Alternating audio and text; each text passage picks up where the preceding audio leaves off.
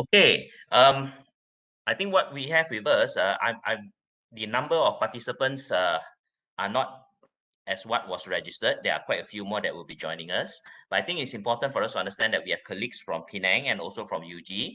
Now, if it is possible, can you all please switch on your videos just for a short while? Because for this whole series, it's good to know who our colleagues are. Okay. We have Evelyn, Fiona, Fion, Wai Xiong. Okay. Hi. Hi, Evelyn. Evelyn from Penang, correct?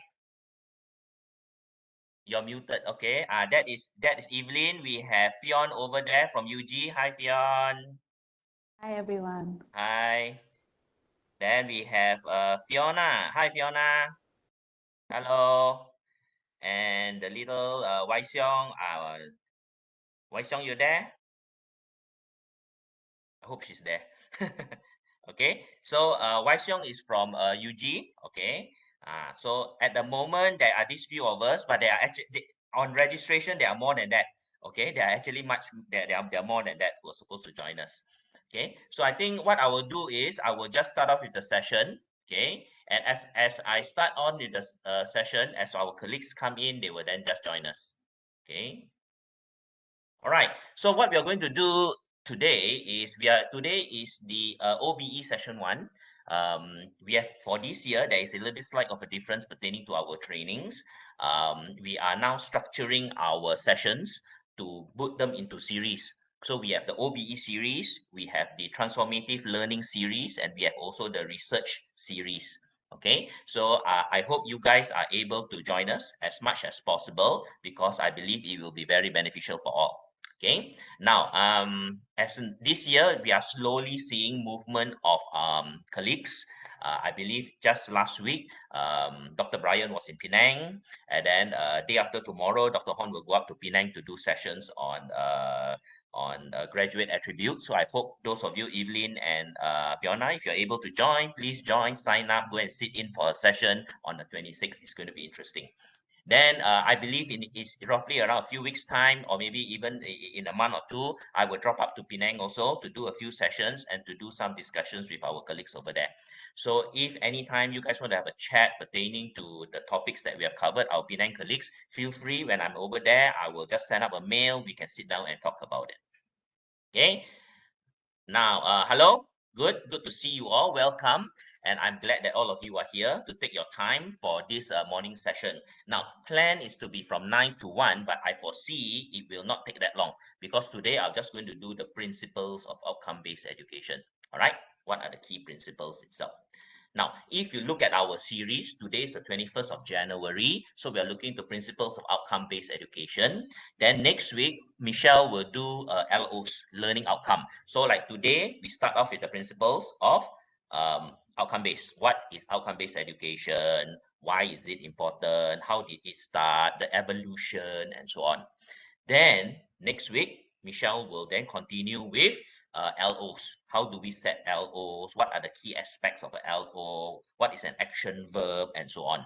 Then I will come and do assessment planning and the marking rubric. Because one key aspect when you look into outcome-based education is on coming out with a good assessment. How would you know our colleagues or our students have achieved their outcome is to make sure that we have a good assessment and the assessment is valid and relevant so that when it is done we know that the student have achieved that goal. And finally on May 13, yes, there's a bit of a gap over there, it will be formative assessment. So we want to emphasize quite a bit on the role of formative assessment in OBE.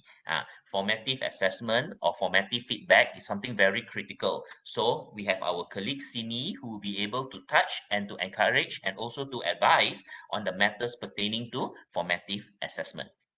Okay, so this series over here, this is something that we have actually came out to ensure that our colleagues not only know what is OBE, but how to implement it. Okay, in previous years, what we have done is this has been in separate modules.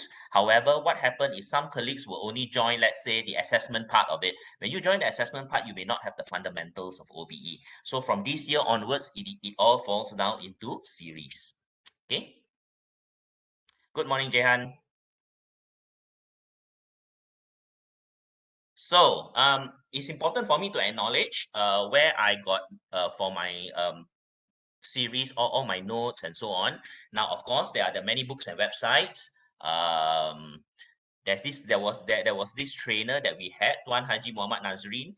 This gentleman actually was the key individual who gave me a different perspective of OBE itself. He did training for our UG colleagues quite many years ago, 5-6 years ago, and from there I started getting a little bit more interested and to understand and also to implement it in a way that is most suitable for our institution. The thing about OBE is OBE, the general principles are the same, all right? Theory is the same, but implementation of OBE varies depending on the institution you are in and also the resources that are there. So what we are here to do is to make sure that once you understand what OBE is, then we implement it in the scope that we are in, all right? In the scope that we are in, because all of us here are limited on certain key resources or are in a way governed by resources. Resources are not only money, hardware, software, and also time. Time is also very, is a key context. We only have 24 hours. So when we look into OBE aspects, we also need to see what are the best ways of the implementation in our organization. Then, of course, our colleagues, I can tell you, ladies and gentlemen, we have great colleagues all around us who are very well versed in OBE, or for those of them who are at the stage of learning OBE or implementing OBE, their drive and motivation is amazing. So that itself, due to the conversations that I have with my colleagues and so on, I would like to acknowledge them on coming up with good ideas, coming up with suggestions and so on. So this is no way just a one person kind of a job. It is actually an accumulation of experiences, learning, reading, all across the spectrum that we have over here. And that is what makes OBE so unique. The more you learn, the more you understand, it gives you a different perspective of things. Okay. So what we are going to do today is our discussion topic. So we have what is OBE, the general principles of OBE itself, why is it important, and of course the UOW Malaysia KDU take. How are we going to look at it in our perspective over here? Now, basic theories are there, same, but different institutions may implement it differently, okay, due to certain key resources and whatnot.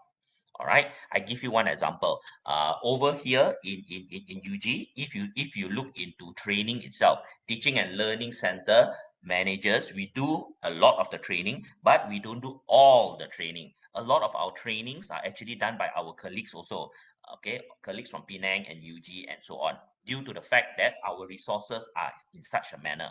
Certain institutions, bigger institutions, may have a teaching learning center that have 30 staff, and out of them 20 of them are trainers. So this differs on how they manage it and how they implement all of these things. Okay, so I think it is important for us to start on this. Important to start on the writings of William Spady. Now this is interesting. Okay, now William Spady, also known as the father of OBE, this gentleman over here actually transcribed the key concepts of OBE itself. Now based on what he has written and based on what he understood and implement and in a way want to introduce, OBE is founded on three basic premises, which is interesting over here. Okay, give me a second, I'll just shrink it a little bit. Okay, now premise number one, all students can learn and succeed. All students can learn and succeed, but not at the same day, in the same way. So everybody, regardless of their level, they can succeed, but not on the same day, not on the same way. So based on what he says over here is that students' achievement, all can achieve, but at differing phases and pace. Okay, so it's different. As we know, some student, you tell them one time, they understand. Some student, you tell them 3 times, then only they understand. Some students, not only do you need to tell, you need to show. Not only do you need to show, you need to draw. Not only do you need to draw, you need to demonstrate. Not only do you demonstrate, you need to get them to do it also. So students and like all of us, have differing or different levels of comprehension and ability to demonstrate. Okay, so that is number one, very important. Okay, number two, success breeds success. So according to Spady, once students are successful, you can actually give them higher levels of achievement so that they will be able to succeed more. All right, they will be able to succeed. Not only doing that, they can do higher levels. All right, but of course, you look into premise number one at differing levels. You can go higher levels, but student will achieve it at differing levels. And number three, schools, which is us, institutions and schools, control the conditions of success. So we are the one that control, we play a big role in the control or the management of the success of the student. Okay, so number one, all students can succeed, but at differing paces. Two, the success of students will then drive them to want to succeed even higher, which allows us to put higher goals for them. And three, this is dictated by the school environment or by the institutional practice, how we practice uh, students' success itself. Okay, so once we understand this on the general concepts of the principles of OBE itself, it is important for us to then see that when we talk about outcome based, it is the outcome of the student. So students are supposed to achieve this level. Okay, but we have different levels of students at the bottom. All right, different levels. Some are very fast, some are slower. But principle number one is all can succeed, but at different paces. So we need to understand that our role over here as an institution plays a key role in student success. That means certain of our students, we tell one time they will succeed, but some students, we may need to use different strategies for them to succeed. And for those who have succeeded, it is then for us to drive them to succeed even higher. So this is what outcome based is. Okay, it is not what we tell, what we say that is important. It is what students can do at the end of the day that is critical. Okay, so OBE, outcomes based education, is not what we want to teach. It's not what we want to teach. It's what the students should learn. Okay, so it has nothing to do with what we want to teach, but it's what the students should learn. What we are teaching or how we teach or what we teach in our subject is because students need to learn or to achieve something else. So it's always the goal in mind. Outcomes-based education always looks into the goal in mind. Okay, so if I'm taking it as a nutshell, when a student joins us for an undergraduate program, what is the outcome or the goal in mind? The goal in mind is at the end of the day, students will be able to find a job in that specific field and be able to prosper in their career. All right, as a first step. So that is the goal in mind. So we do whatever we need to do to ensure that student can find a job and to prosper in their career. That is our goal. Okay, so as we go on later, you will see that at times what we do is very much what we want to teach, but it may not relate to what is important for the student. So then you will see a clearer picture that in the implementation of OBE, we need to adapt to the changing environment. Because what is important for the student today, or what is important for an undergraduate student today, is very different from what was important for us when we were undergraduate students 30 years ago, or maybe 20 years ago, or maybe 10 years ago, because market changes. As market changes, demand for students' outcome changes. So when students' outcome changes, outcomes-based education, as you can see over here, states what is important is the outcome of the student. So it has to change. Okay, so now you see. Okay, when we talk about outcomes-based education, is what the students should learn. When we talk about education itself, there is evolution of education. It started off with mastery, then we have competency, and finally we have outcome. When we talk about mastery learning, mastery is acquisition of cognitive effective psychomotor skills under appropriate conditions. That was how it was. We learn things, how to do, how to build, how to put bricks, and so on. Then we went into competency, acquisition of a group of skills that bring about competency in specific fields. Previously, it was just making bricks. Now we learn how to build a wall. Okay, so this is a group in the field. So recently, or only the evolution, what we see is that is where programs started coming in. Oh, this is a diploma in engineering, diploma in culinary. So this is competency based. It covers a wide range. So now it has come to a stage where it is now outcomes based. So outcomes based is an evolution from competency based. So example, if you look into diploma in culinary management under competency based, so this person has the skill to be a chef. Outcomes-based education is not only will this person need the skill to be a chef, but he needs to be a chef for the future. What is actually needed from him or the job itself. So it's demonstration of acquired generic skills in different contexts that are assessed against preset criteria agreed upon by stakeholders. So what does this mean is this? Outcomes-based education is not only do we give the skills for let's say diploma in culinary, but to meet the needs of the stakeholder. The stakeholder, one key stakeholder is the industry. So now, if we are developing a diploma in culinary student, the stakeholder tells us in the future, 5-10 years down the road, halal food is critical due to the growth in this sector. Then outcomes-based education for us is we need to develop diploma in culinary management students with the skills of halal food development. That is outcomes-based. So it is basically an offset of competency-based. Competency-based is basically experts in that field come out, okay, this is what a chef needs to do.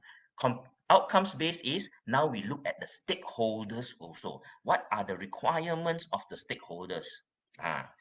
Why did this transpire to this? Okay, so this is basically work or things that happened in the 70s and 80s, 1970s and 1980s.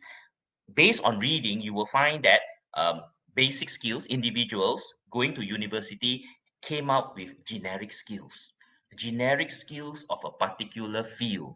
However, when they go out to the industry, some of them were not that competitive because the skills that they had did not match with what the industry actually wanted. The industry. So these people were having qualifications, 80s, 90s, and so on, qualifications, but the industry found that there was a bit of a mismatch. All right. Tak ngam lah. Yes, I know you have a diploma, you have a degree, but this is what the industry is moving faster and faster, changing. So that is where when they look into it, it was in a way a gap between the needs of the industry versus what was churned out. And they slowly introduce outcomes based to it. This is what the outcomes, what the stakeholders want, and what we should do to ensure that. Now, this was late 70s, 80s, 90s.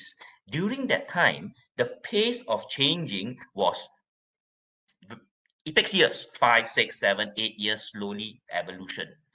Today, whatever happened in the 80s and 90s, the scope of change that normally took 5 to 7 years, today in 2021, 2022, and I can even foresee the future, it has reduced to maybe a year or two. What the industry needs today and what the industry needed 3 years ago, just 3 years, very different. Very different. Why? Evolution, technology, COVID, and so on. All right. Guys, do you know which sector today is so widely demanded? IT sector. I can safely tell you IT sector. Because in the past 3 years, there was a change, a big change in what has happened in the in the community and in business itself. So there is a change from brick and mortar. People used to go to brick and mortar retails and companies to purchase or to acquire service. Now they do it online. So companies that online business was just a secondary or offset became primary. So became primary. So when it became primary, what was the requirement? Tech people. All right, technology-based individuals, people who are adaptive to the change in the environment, individuals who are ready to change, willing to change, and so on. Okay, so that is the gap. See, only 3 years, 2 years. This is what has happened. What do we see for the future? All right, so this is what are the outcomes that do we need? Okay, a lot of our even in our institution, as you know, we have many colleagues from the IS department who has resigned and gone on to other companies. Why? Because the other companies are poaching. They are poaching people with experience to come over because they need this kind of people. So this is the change. So will you be able to tell me outcomes of our student? What is required for a student in your discipline? Let's say some of you are in computing, in business, in hospitality, and so on. What is required? What is the outcome that the student must have 5 years down the road? Now, why I say 5 years down the road? They join us for degree this year, it takes them 3 years, right? Not? So when they graduate in 3 years, they need to be competent. So they need to be competent for at least 3 years down the road. So what is the market's demand in the next 5 years? Do we know? Are we, in a way, developing our students so that they will be competent when they graduate? That is the key question that when we put into the historic development of outcomes-based education, you should see a better light. Okay, because things change so fast. That is why there is so much emphasis on outcomes-based education. Malaysia's context, MQA already introduced outcomes-based education since the noughties. All right, okay? 2000s. Actually, just before that, they were looking into it. Then 2000, 2001, 2002, they started having they wrote papers, they introduced, they have circulars and so on that, guys, these are the things that we are introducing, we are coming in, we need to push on this. Generally, if you read MQA ministry documents, they are very good. Malaysian documents, very good. Implementation is a different story, but the documents are actually very good. They actually foresee this is what is required and so on. Okay. Now, OBE versus traditional education. Traditional education will be content-based learning. Traditional education is how we used to do lah. Okay. So when we talk about content-based learning, we talk about more passive students. Where outcome-based learning, active students, continuous assessment, critical thinking and reasoning. Okay, learner-centered and so on. So this is what it is. Now, why do you think they are all of this? Because later, I'm going to show you, I think in 2 slides now, you will find that what does the industry require? CGPA 4.0 is not the first thing that the industry is looking for, it's not that, okay? Later, as you will see, CGPA 4.0 is not, it is important. Students' clever is important. Students' ability to score good grades is important, but it is not the main thing that employers are looking for. Okay, so when you talk about OBE over here, outcomes-based, what do we want to develop? We want to develop a more holistic individual that not only can learn, are able to learn, but also adapt to situations that allow them to thrive and prosper. So here we are looking at critical thinking, reasoning. We are looking at things such as like connected real life situations and so on. Okay, so when we look into this OBE context, even the way we deliver and expectations of our students will also evolve. Okay, that's an evolution. Okay, I'm a traditionalist. I mean, previously, if you talk about KDU used to be a pure teaching institution. We are in the stage of evolution ourselves. We are now going into blended, we are pushing OBE and whatnot. But when I joined this institution over 20 years ago, we were very much a teaching institution. That time we were a college only, guys. So kita mengajar. I go to class, I teach. Whatever I teach, students learn. So we don't really think so much about the outcome aspects of it. Okay, but now the market has evolved quite a bit. Okay, when I was in the hospitality school that time, everything was quite rigid in such that, okay, this is what we teach and this is what we have taught in the past 10 years previously. So we continue doing that. But that is something we cannot do anymore because even hospitality industry has evolved leaps and bounds, leaps and bounds. Okay, things have changed, demands, market, what is required by the industry also impacted the way that we deliver our, the way that we develop our students. So the paradigm shift in education and training philosophy. So when we talk about from a teacher-centered learning institution, TCL, to a student-centered learning institution. So now teachers, cikgu, dulu is cikgu, cikgu, 老师, the one that is the omnipotent one with all the knowledge. Now we are just facilitators. Facilitators means we help students achieve their goal. Why are we doing it? Because outcomes-based education tells us that the industry want people who takes initiatives, who are able to learn. If we want people who are able to learn, that means we now cannot just tell students what to do. We facilitate, we let them learn, we give the environment for the students to find knowledge. And when they find knowledge, in the process of finding knowledge, they have a roadblock, then we are there to help them. So we are facilitators. Okay.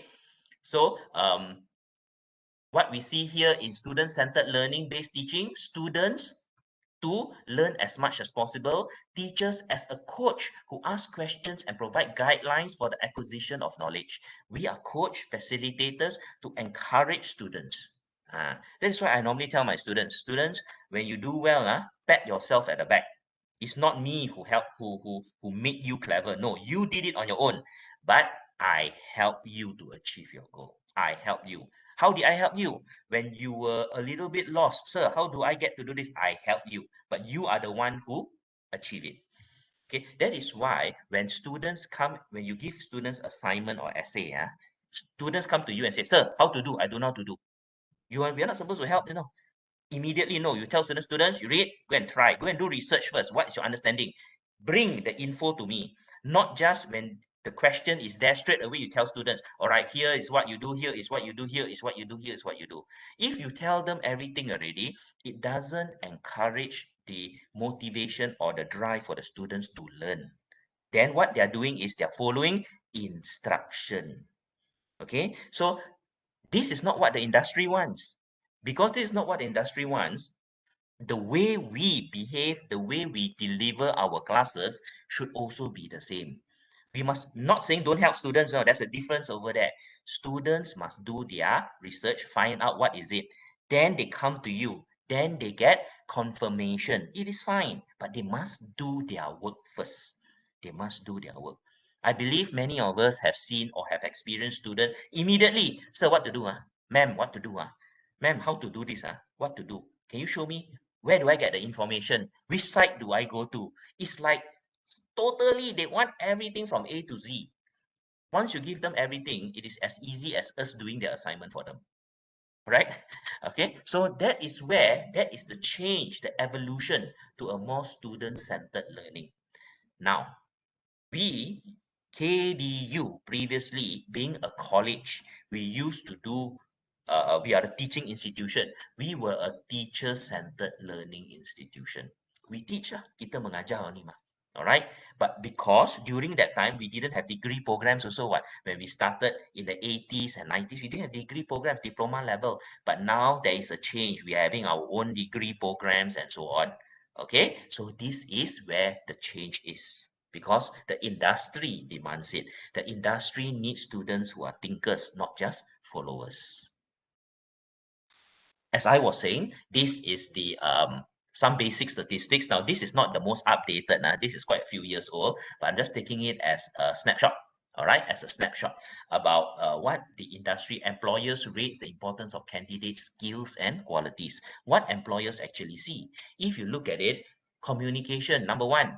Work in team, number two. Decision, organization, as it goes down. Analyze quantitative data. Slowly, when you look into it, what is important in their degree, what did they learn in their degree, technical knowledge related to job.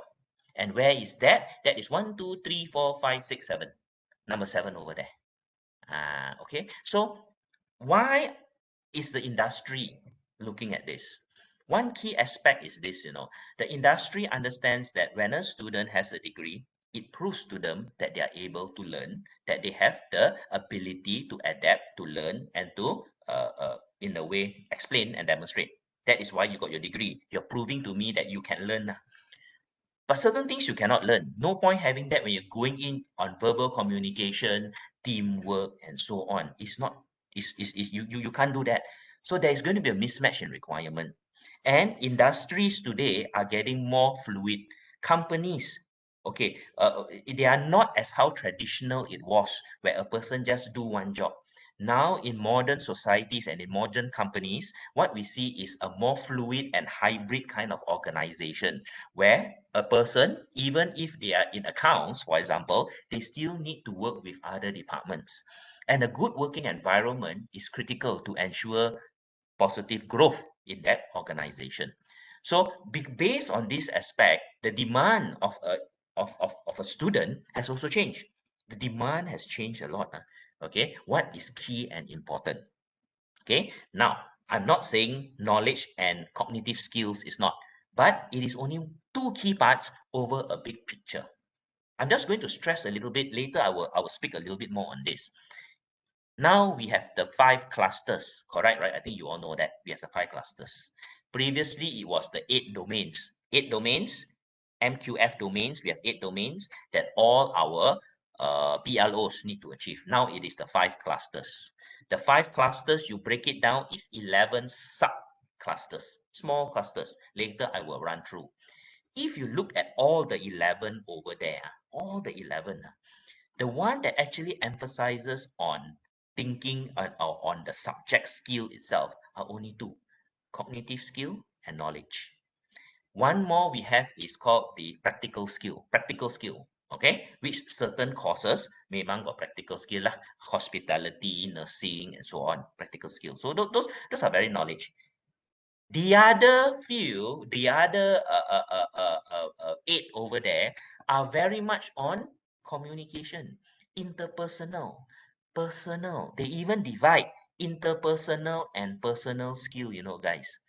Okay. And then we have ethics, we have entrepreneurship, we have leadership, we have communication, and so on. So what I'm trying to emphasize here is this, ladies and gentlemen. When we talk about OBE, we're talking about our Malaysian regulations, MQA regulations, and so on. It is good. We already have the blueprint. The documents are there. All right. Okay. It already emphasizes on the importance. It already tells you. Okay. 8 out of 11 are on soft skills. If you look into the clusters, 8 out of 11 that is required are on soft skills.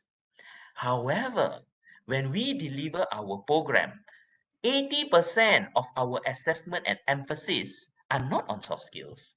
They are on knowledge and comprehension. Why? Parents, first thing they see is grades. How good am my student? How many A's? So we also look into the demand of our of the parents. But are we doing justice to the demands of the industry? Also, cognitive skill and knowledge and practical skills are easier to assess. Frankly, you read about it, it's easier to access. You want to assess knowledge, you want to assess a cognitive skill, you can give essay, you can give exam. You want to knowledge leadership skill. You want to evaluate ethics. Susah, very susah. All right. How do we properly evaluate ethics? That is why there is so much contention and debate about moral studies in secondary school. Because academicians are on both fences. One say it is ridiculous to have moral studies. For those of you who have been reading on this, because moral is not something you can actually teach in class. It's like this, guys. They ask me if your neighbor is having a religious celebration at night. They are doing their prayers loudly, and it is already nearing midnight. What will you do? I'm writing an exam. I'm the student writing. Of course, I will say, I will be tolerant because I'm a good Malaysian and I'm a good neighbor. In reality, you'll be taking your pots and pans and hitting to irritate them. All right. Why are you writing that? Because that is what the answer wants you to say. All right. So that it is difficult. Those things are important, but it is difficult.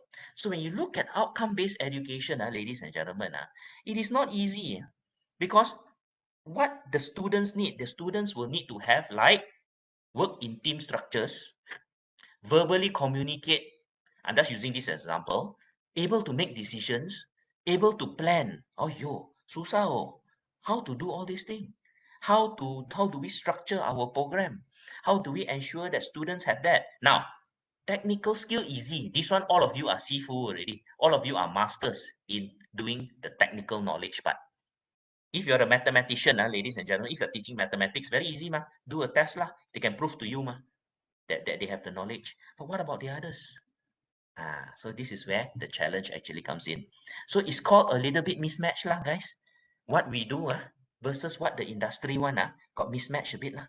So when there is a mismatch, what does it mean? Student graduate, go out, find job, maybe can get job. Why? CGPA good student. Then during the interview, okay. Maybe even during the interview cannot get job because cannot talk. CGPA very good but cannot talk, cannot get job. All right.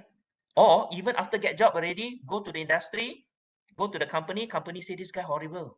Got paper qualification but cannot talk to people cannot work with people. Mismatch. The outcome is not achieved. You get me, guys? The outcome is not achieved. Because what is our role? Our outcome is student can find job. Not how many A's the student can get. Why are A's used? Because A's are quantifiable. Grades are quantifiable. It's easy to grade A's. But outcome of the student itself is difficult. Why is it that we have industry advisory panel, IAP? Every year we need to meet them. This is not a time just to king kai and chit chat about so on. No, it is so important. The industry tells us what will happen in the future. When you have industry advisory panel, I always tell the heads of school, guys, it is not a tick box. It is not just a chit chat session. It is a frank session, a very frank session. Hey, what is required for a hospitality student in 3 years' time, 5 years' time? Why? The hotels may tell you already.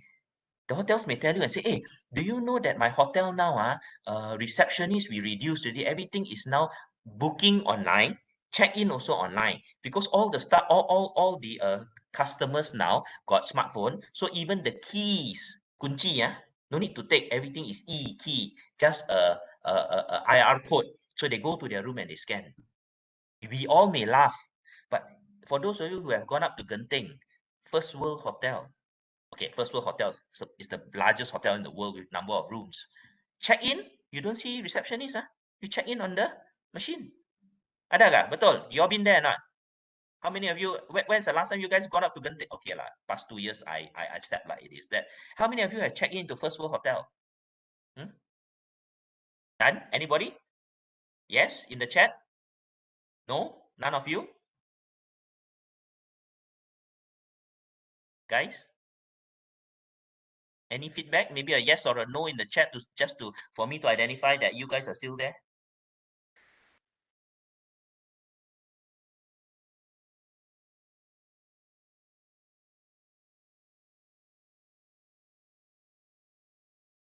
Never in my life. Oh, sorry. Okay, never. Okay, never. Good. Let me explain to you. Over in Genting, First World Hotel is the largest hotel in the world based on room numbers. Yes. You go over there, you make your reservation online. Okay, everything ready. You go to the hotel there, you check in. There are what you call kiosks, all kiosks. I think got early 20 to 25 kiosks. You go inside there, you key in your reservation number. Okay, you put in your IC just to identify your identity. Pop, your key comes out. No need to see receptionist. This is the evolution of the hotel industry. And what I heard, I do read and I follow up.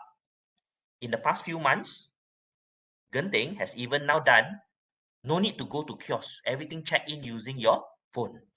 So the hotel industry is changing. Previously, the front office is a critical department, a critical department. Why? They do check-in for guests, expensive lah. No lah, not so expensive lah, genting now. So they check in guests, they handle problems, everything. Now, no. So what we see is evolution. So when we used to teach in the hotel industry, we one whole subject was front office. We got front office, we got how to use the system and so on. But this is changing, and it is even pushed, or I would say encouraged due to the COVID virus. Because COVID, now people are more scared to have direct contact, ma. So technology is now impacting it. So this is what we see. Okay, this is what we see. And handling problems, now they have even apps that for you, what you call apps that if you key in certain keywords, they will give you answers on how to solve that problem, or to look into that problem itself. So they are like bots, B-O-T-S, bots that answer you. So as a hotelier, guys, I'm just taking hotel as an example because I'm an ex-hotelier. What I learned, my demands previously and what the students need today evolve, totally evolve. The evolution is already there. Okay. OBE, outcomes based, for us to make sure our students are competent, also change already. So we need to change. Are we ready to change? Do we have the competency to change? That's a different story. Okay. Now, different countries, different skills. 5 most important skills for employers globally. So employers globally, look into this. Number 1, problem solving. 2, teamwork, communication, adaptability, interpersonal skills. So these are the key skills that what the employer looks into, guys.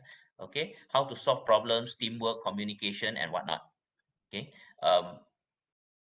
I do hire staff also. Recently, I'm in the process of hiring staff. We look into qualification. So generally qualification, everybody will have similar qualifications.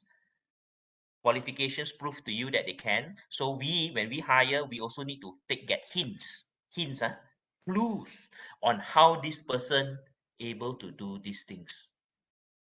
Because 10 people, all 10 with PhDs or masters, same. Lebih kurang one. You just tell them they can learn, they can study. But how do we actually find out on this? So this is where it is important. Okay. So if the candidate able to prove that they can do this, well, this is critical for any organization. Okay. What about the employee, the evolution of the employee itself? Previously, 9 to 5. Now, work anytime. Anytime. And the best thing is, in the past 2 years, you guys, you all have proven to us, you can work anywhere. You can work anywhere. Some of you are doing your class in your room. Some of you doing your class in your kampong. Some of you doing your class as and when. And because of this itself, I know of my colleagues who do consultation with students, even at night. Even at night. Okay? In the past 2 years, because what has happened in the past 2 years has changed the whole aspect. So employees now, the expectations of employees are also much more different, are more adaptable. Okay, the employee has also evolved. No more do we stay in a company, the traditional aspect like me, I've been in this company for 20 years. Do I expect the new graduates to join us and sign up for 20 years? I don't think so. Not because they're bad stuff, not because they are not happy, because that is how they are. Okay, trying new things, wanting new experiences. Okay, the COVID has even driven this thing called the Great Resignation. I believe many of you have read that, right? Now, over in a lot of this, over in mainly European and also American companies, a lot of staff have resigned due to the experience they have gone through during the COVID. We may think this is a Western problem. No, our organization also same. Nothing to hide. Like you guys know, some of your colleagues have resigned. Some, like as I told you, ISD, so many has left. Better demands other places. Some of them have resigned because they find that the past 2 years have changed the way that they think, changed the value system. What is important in life. So maybe for them is doing working for an organization may not be the main thing. Some of them may say that family becomes critical now. Family time. Then I do part-time lah. Do I need all the money in the world? No point, ma. Past 2 years also got money, no point. Past 2 years also people who are rich also die. Choi lah. I know Chinese New Year coming, but I just want to stress that lah. Okay. So now when we talk about the future employee, also same. Is work alone important? No. Over in a lot of Western countries, even the sale of cars have gone down. The young today don't need car. Why need car? Public transport good, what? Not only that, got Grab, ma.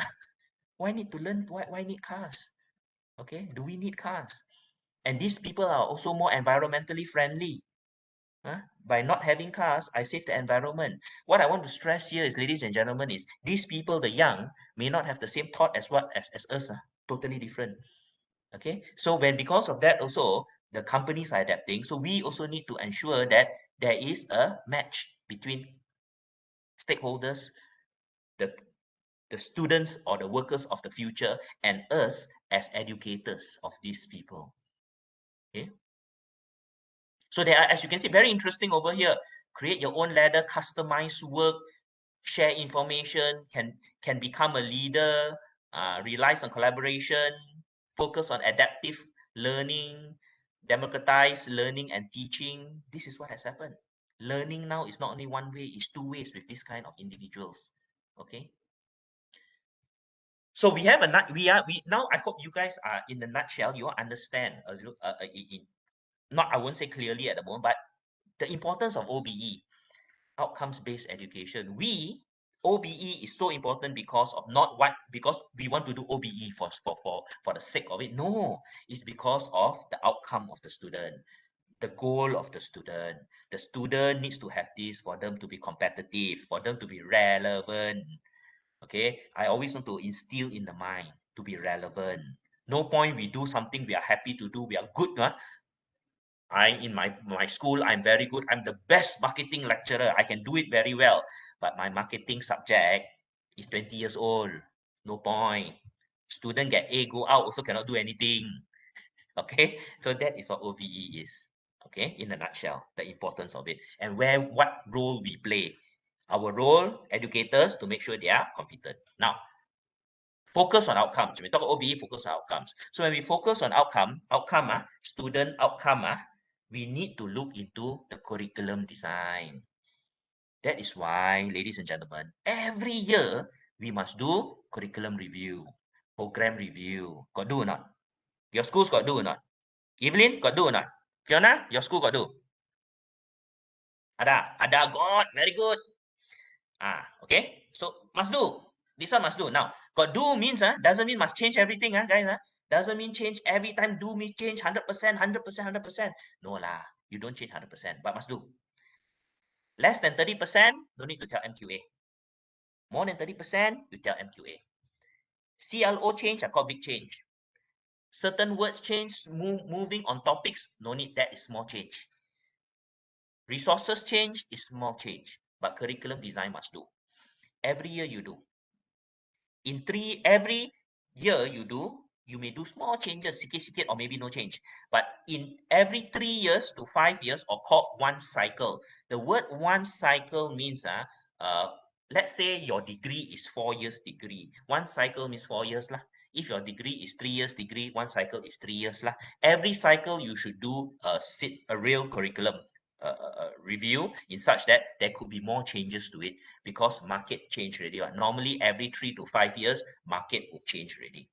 Now, for some of you who have been in UOW, I use the word KDU to represent UOW Malaysia KDU because KDU is easier.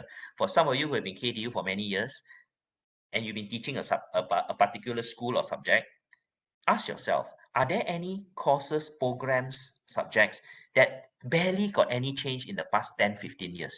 If there is, or there are, plural, more than one, then it should ring a bell in your mind. Are we doing the right thing or not? Are we doing the right thing during our program review? Why? Let me tell you. It's always easy to maintain what is being done. No need to change, ma. Exam paper lebih kurang, assignment lebih kurang, notes already, everything is there. All right, it's very easy. It's very easy. No need to change. When you change something, requires you to change your assessment, requires you to change your delivery. So you want to change better, lah. Okay. So if you have, I think it's high time this year or maybe even now to start bringing up to your head of school. All right. Now, curriculum design is not changed by one person. It is a committee. It is a committee change because we look at it from one dimension. We need feedback from many different dimensions before we can do curriculum change and design. Later, I will talk to you pertaining to who are the stakeholders in curriculum design. So, curriculum design, very important. Make sure it's relevant so that the outcome is achieved. When the curriculum changes, teaching and learning processes will also change.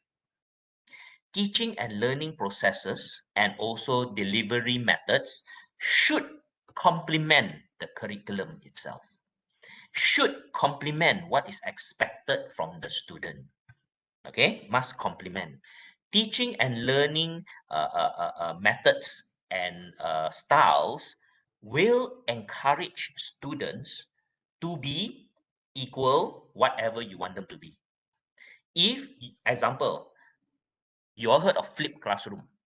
Okay, flipped classroom. I can tell you, I did my degree in the 90s. I did in UK in the 90s. During that time, my HR lecturer used flipped classroom. We thought she was bloody lazy. Why? She divide the class. You, 2 weeks time, you do chapter 1. Your group do chapter 2, chapter 3, chapter 4, chapter 5. So I said, bloody hell, we pay so much money to come to school. And she asked us to do the teaching. Now I know why. Now I know why. Okay. She was a facilitator. The UK already OBE in the 90s already, Same lah. Now I know why. During that time as a student, I don't know why. During that time as a student, I'm an Asian student, go over there when my parents sacrifice so much. I say this is a joker lah over there. Okay. My colleagues, the UK, the British colleagues, no issue. They accepted it. Oh, this is how it is. This is how we learn in school. But outside, earlier on, we were not happy. Flip classroom. Why I can like that one? But now we know why. She was the facilitator. She made us conduct the class. She made us conduct the lesson. And she gave us limitations. When we do the lesson, during that time, PowerPoint just started, I still remember. Some of us still use OHP, overhead projector. So we do in our, then we put, students, for this chapter, you only can use 15 slides. 15 slides, not more than that. Okay, for the groups. And you not only can do 15 slides, but this is a 2-hour lesson. You are only given 45 minutes to cover the key points over there. Wow, we all garu kepala. One chapter, 15 slides, 45 minutes. So what do you need to do? Okay, who can tell me why the teacher do that? Or why my I used to call her crazy lecturer, HR lecturer do that? Why do you think she give us 15 slides, 45 minutes, flip classroom to do that? Think. Come on, you can unmute yourself, speak. Or if no, I gave you the question, okay? Then I will call individual. I hope Jehan is there. Jehan, what do you think?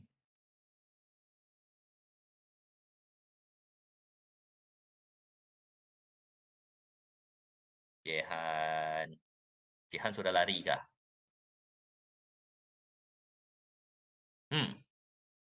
Dr. Tang? Short and concise. Oh, he answered. Short and concise. Okay. Betul lah. Not short concise. It is ability to select important information or relevant information. If she gives us unlimited time, we put everything from what we read. Now she gives us 15 slides and we give 45 minutes. We need to able to select. The ability to select requires knowledge. Like I always tell my lecturers, my colleagues, to buy apples, very easy. To buy good quality apples, not easy. To buy good quality apples, you need to first of all know the definition of what a good quality apple is and what are the conditions that make an apple good quality. Then you must go over there to identify the apple and see whether it meets that condition. Then you select. It's a selection process. That is high level knowledge, that is called application. Application. Okay. So even now, when I do mock lecture to my prospective candidates, I give them a topic. I say, you only got 5 slides. You can use 5 slides, 10 minutes. I want to see your mock lecture. Oh, they say, oh, you 5 slides, 10 minutes only. How? But that is what we want. So teaching and learning, the style, the development, the method of doing is a critical part in OBE philosophy. What do we want our candidates to achieve?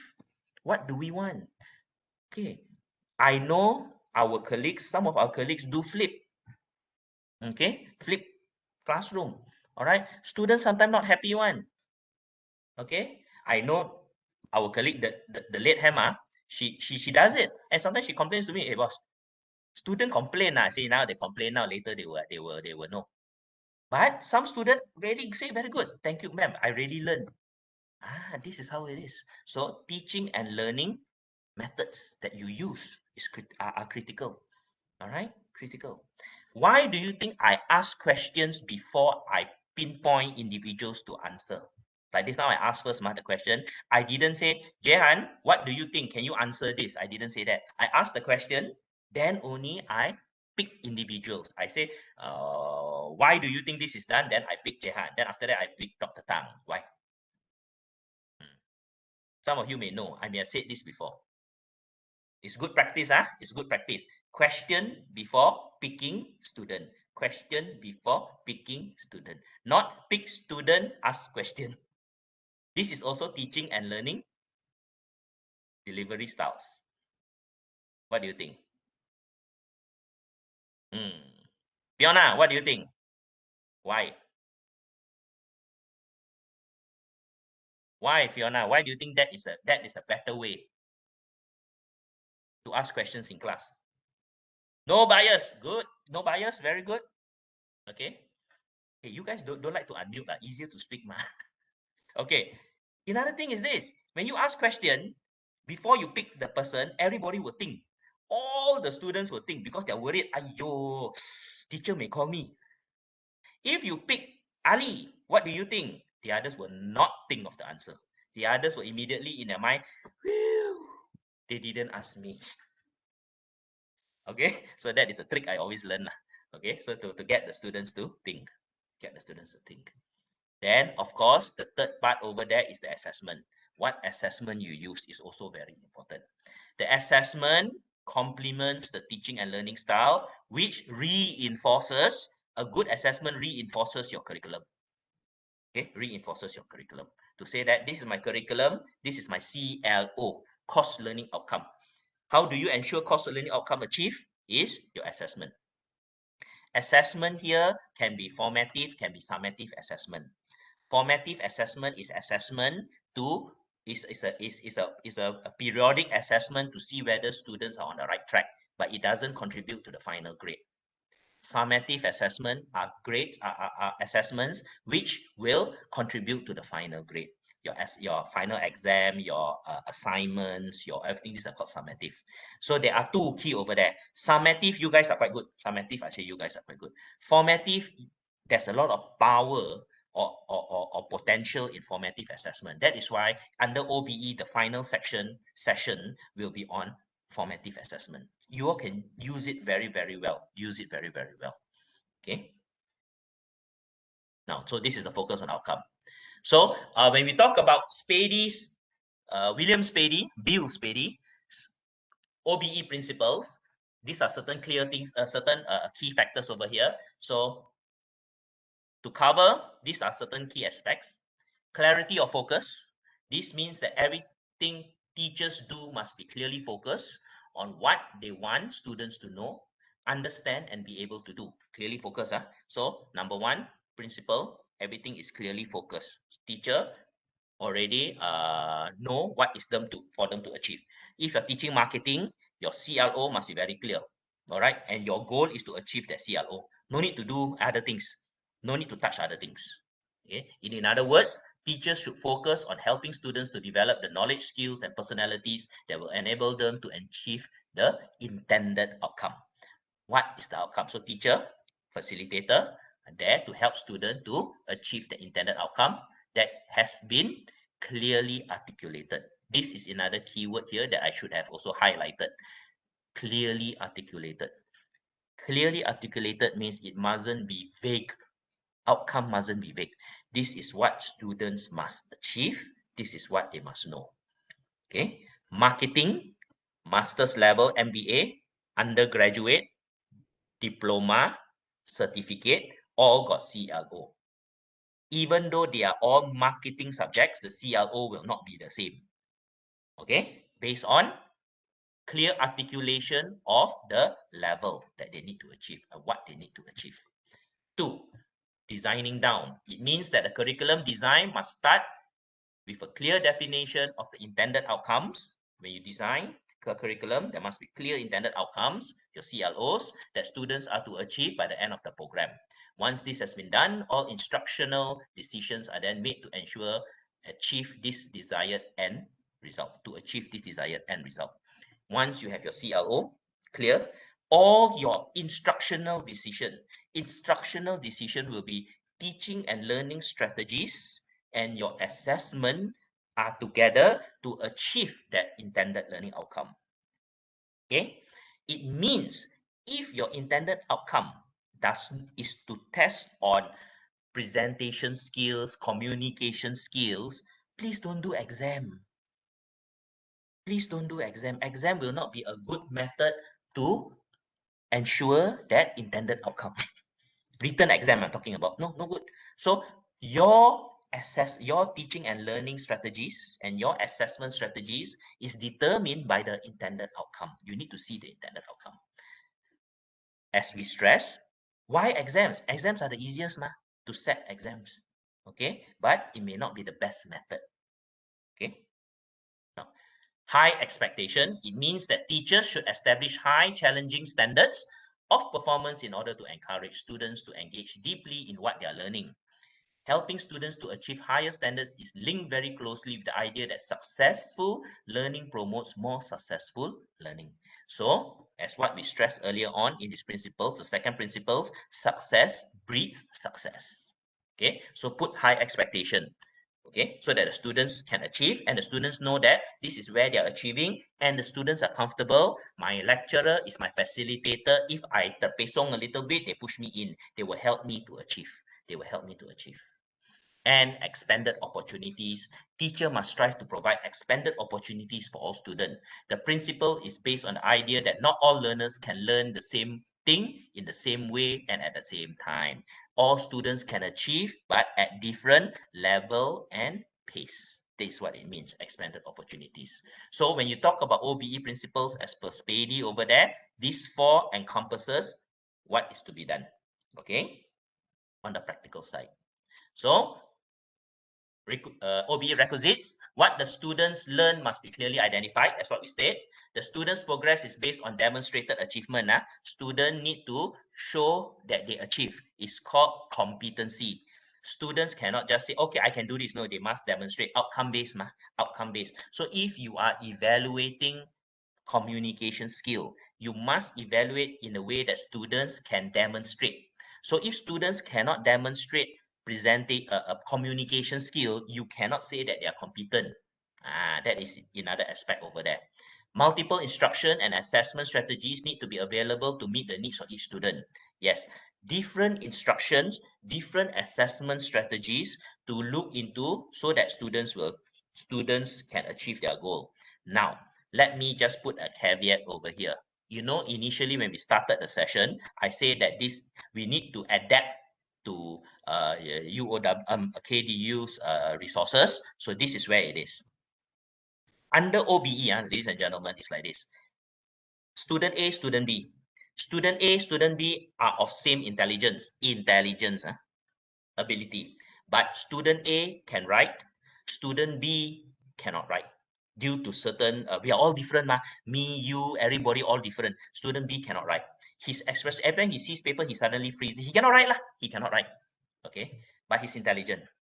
Okay, now, if you are doing a subject and you are doing an assessment, and the assessment requires students to demonstrate knowledge of the subject, not writing skill, not writing skill. If English cannot lah, but not writing skill, then OBE principle states that we can actually give another type of assessment for the student. Okay, student B, that the one that cannot write. Maybe we allow students to demonstrate knowledge by an interview or by a presentation or something like that.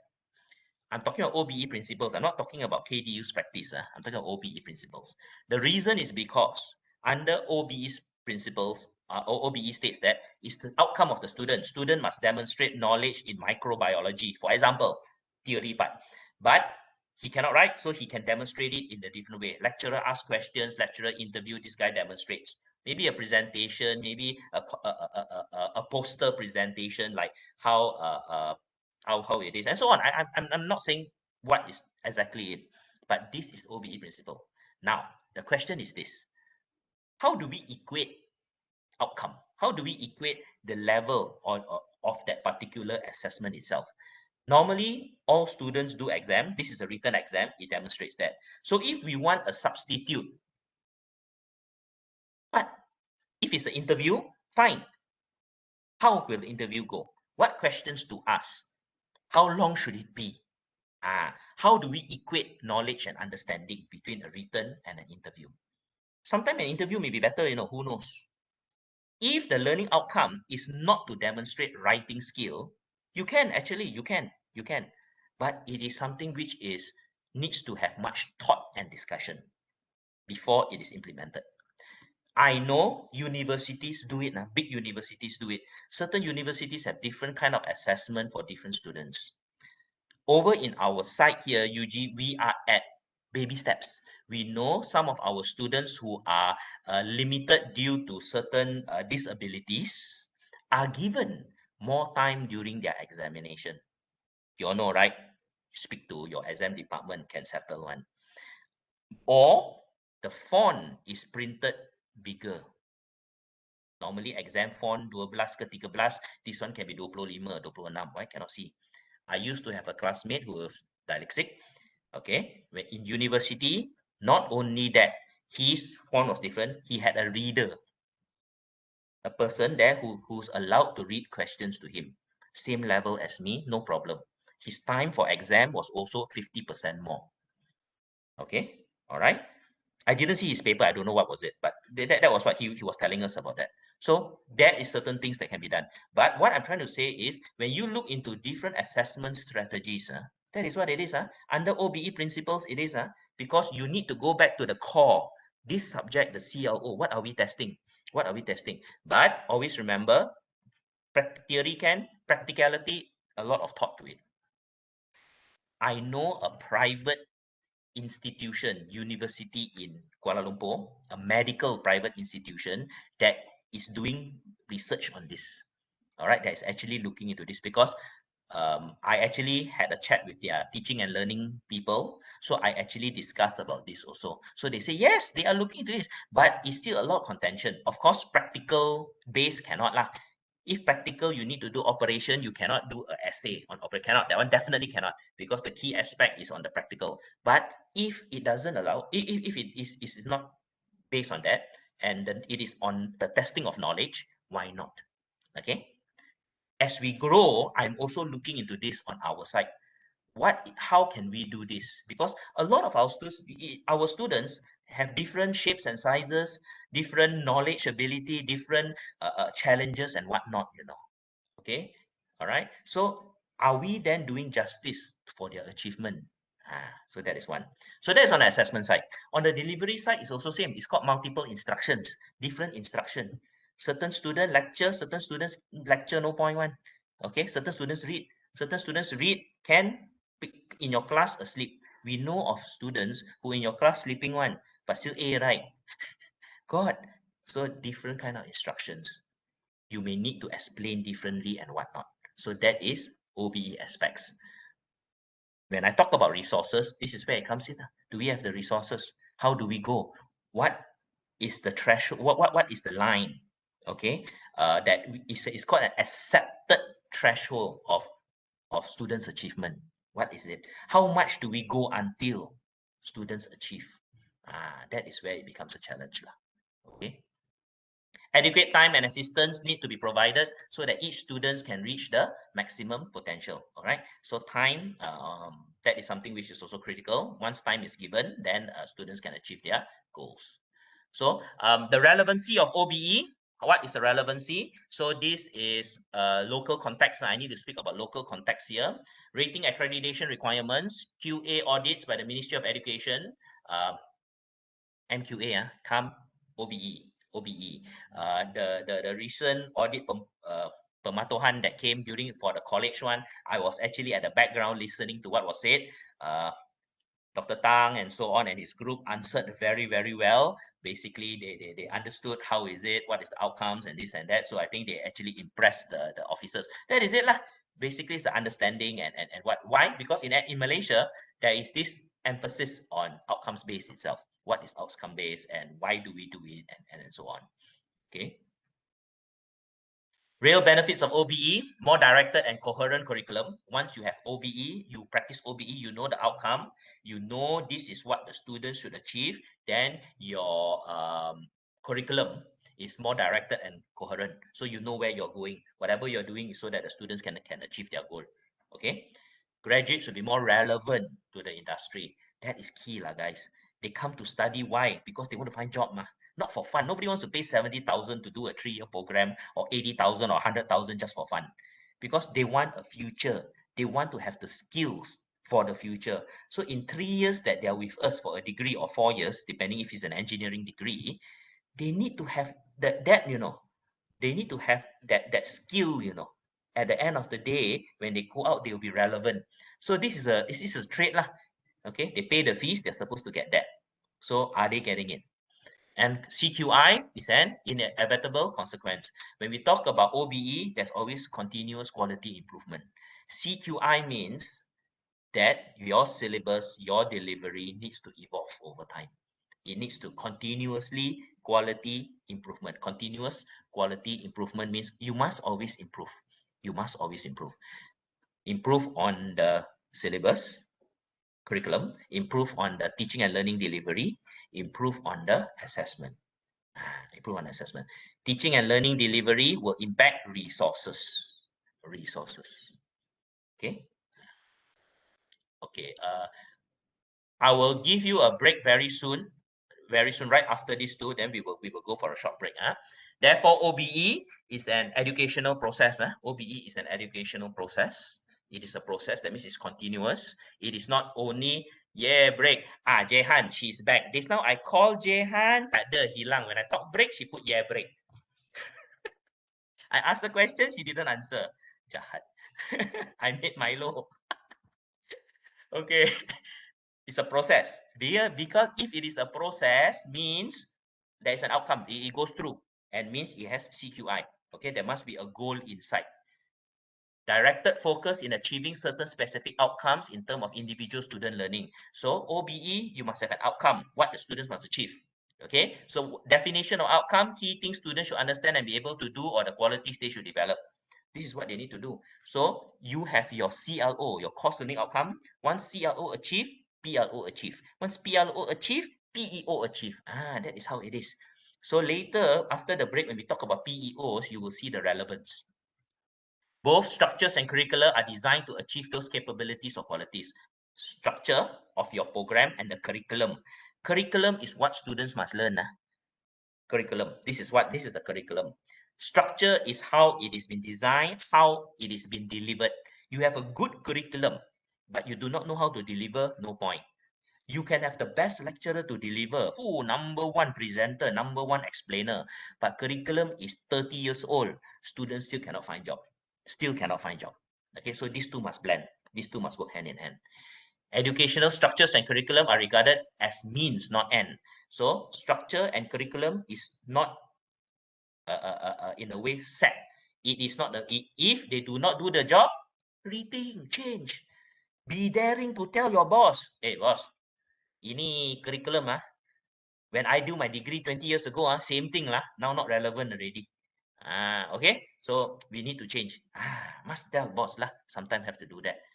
Okay, as I always tell you all, dulu when I was doing degree, we used to learn sequential query language. All right, SQL. You know, now nobody does all these things already. This is like wasting time already. Okay, you know, that was how it is. Mm. Therefore, OBE is a process that involves the restructuring of curriculum, assessment, and reporting practices in education to reflect the achievement of high order learning and mastery, see, rather than accumulation of course credits. So our role, therefore, OBE, this is important, guys, is the process that involves in education to reflect achievement of high order learning and mastery. So OBE, so that the student has achieved that level. Student finish your degree, achieve tahap 6. Tahap 6 means not only knowledge comprehension, but application and some synthesis. He knows what to do already. He can do already. And not just create or collect 120 credits for his degree. Okay, so what is expected to change when we talk about this? Because we are doing this curriculum restructuring revision, curriculum will change. Innovative, flexible delivery methods. This is us. So this one involve your school, your boss, your head of school, your program leader, and so on. Innovative, flexible delivery methods, you and your team. Variety of assessment and evaluation methods, you and your team. Collection of evidence, you. Students, you need to collect evidence. You need to, and of course, continuous quality improvement. If it doesn't work this semester, don't use it. Change for next semester. Change for next semester. All right, guys. All right, take a break. It is 10:18. Come back at 10:30 and we will continue. All right. For those of you who haven't made your Milo, this is the time to make your Milo. All right.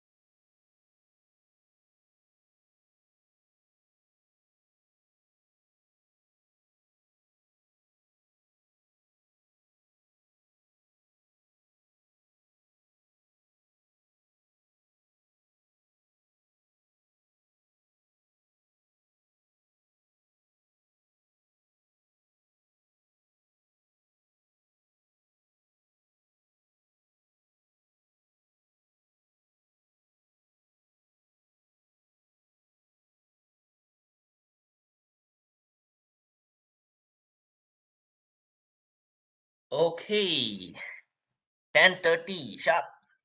You're back? Yep. Yay, Jehan is.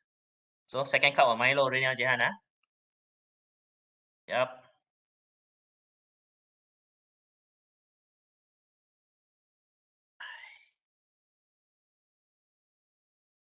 The others? Hello, friends?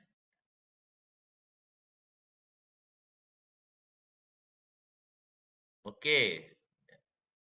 Guys, can you all just put in there in the chat, huh? Which school or which department are you all in? Okay, so that your friends will know. Because later when we talk about the PEO, it is important. Okay, SOSS stands for School of Social Science. Jehan's Creative Arts. Fiona, SHTCA, SCCM, Creative Media, Languages, Evelyn, SOSS-ish, SCCA-ish, SCCM, okay, in between. Okay, so we have here creative media colleagues, we have computing and creative media, we have creative arts, then we have also School of Social Sciences, Languages, SHTCA, and so on. So all from different fields and areas. Okay, later, because once we touch a little bit on the PEOs, this is something important. So once our colleague starts writing a little bit later, I will get more feedback from you all on what to expect. Then you all will see the relation over there. Okay, so now I hope the first part you guys have followed what is important on OBE itself. Now, what we're going to look at is the OBE process. I find this very important. This is an important part. It's a more practical part of implementing OBE itself. Now, when we talk about OBE process, there are 4 stages. So we have always the planning, development, implementing, and evaluating. Always remember when people talk about OBE to you all, when MQA asks about you all, not only is how we do, but the evaluating part and the is important. So once you evaluate, there must always be feedback, CQI, back to the start, which will impact your future planning. Okay, it is an ongoing process. What you do doesn't mean total achievement. Okay, there is always room for improvement. Now, first stage of OBE planning, first stage of OBE process is the planning. Planning is where at this stage is where we start developing the why. Why are we developing this program? What is this program for? Why are we developing a diploma in culinary arts? Why? For what? For fun? No, no. That must be not for fun, for us to make money. So, right? So that is the first thing that we start. That means there must be a drive. There must be something to tell us that this program is important. Diploma in culinary arts. Okay, so the first thing normally we do is we look into the curriculum level. We look into the curriculum level. So at here on the academic aspect, us is we start off with the PEO. Okay, program educational outcomes, or sometimes people call program educational objectives. Now, this is important. PEO is the what the students must get or must have at the end of the program until 5 years from that. So that is a program education objective. Students, upon graduation, they must have these particular skills. They must be competent in a few things so that they can find job. So PEO is very important. PEO. Okay, that is the first thing that we set. Okay, where do we get PEO? We get PEO from, of course, our program standards. If you read I'm just using hospitality as an example. You read the hospitality program standards. Inside got guide on PEO. Guide, not follow buta-buta. Guide. Generally, these are the things that must have. You also get feedback from the industry, from your alumni, from readings journals, from futurists, and so on. So these are all, where is it? Okay, you cannot just follow the program standards bulat-bulat, because the program standards may have been printed 5 years ago.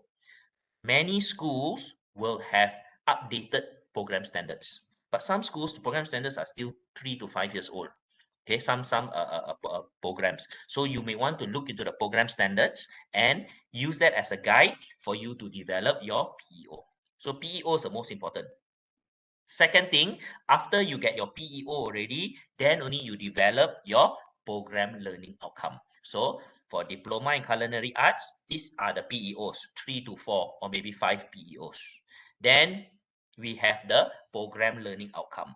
Program learning outcome is at the end of the program, the students will achieve this. The program learning outcome, previously we followed the 8 MQF domains. 8 MQF domains. Now we follow the 5 clusters. The 5 clusters subdivided into 11 subcluster. Later I show you the 11.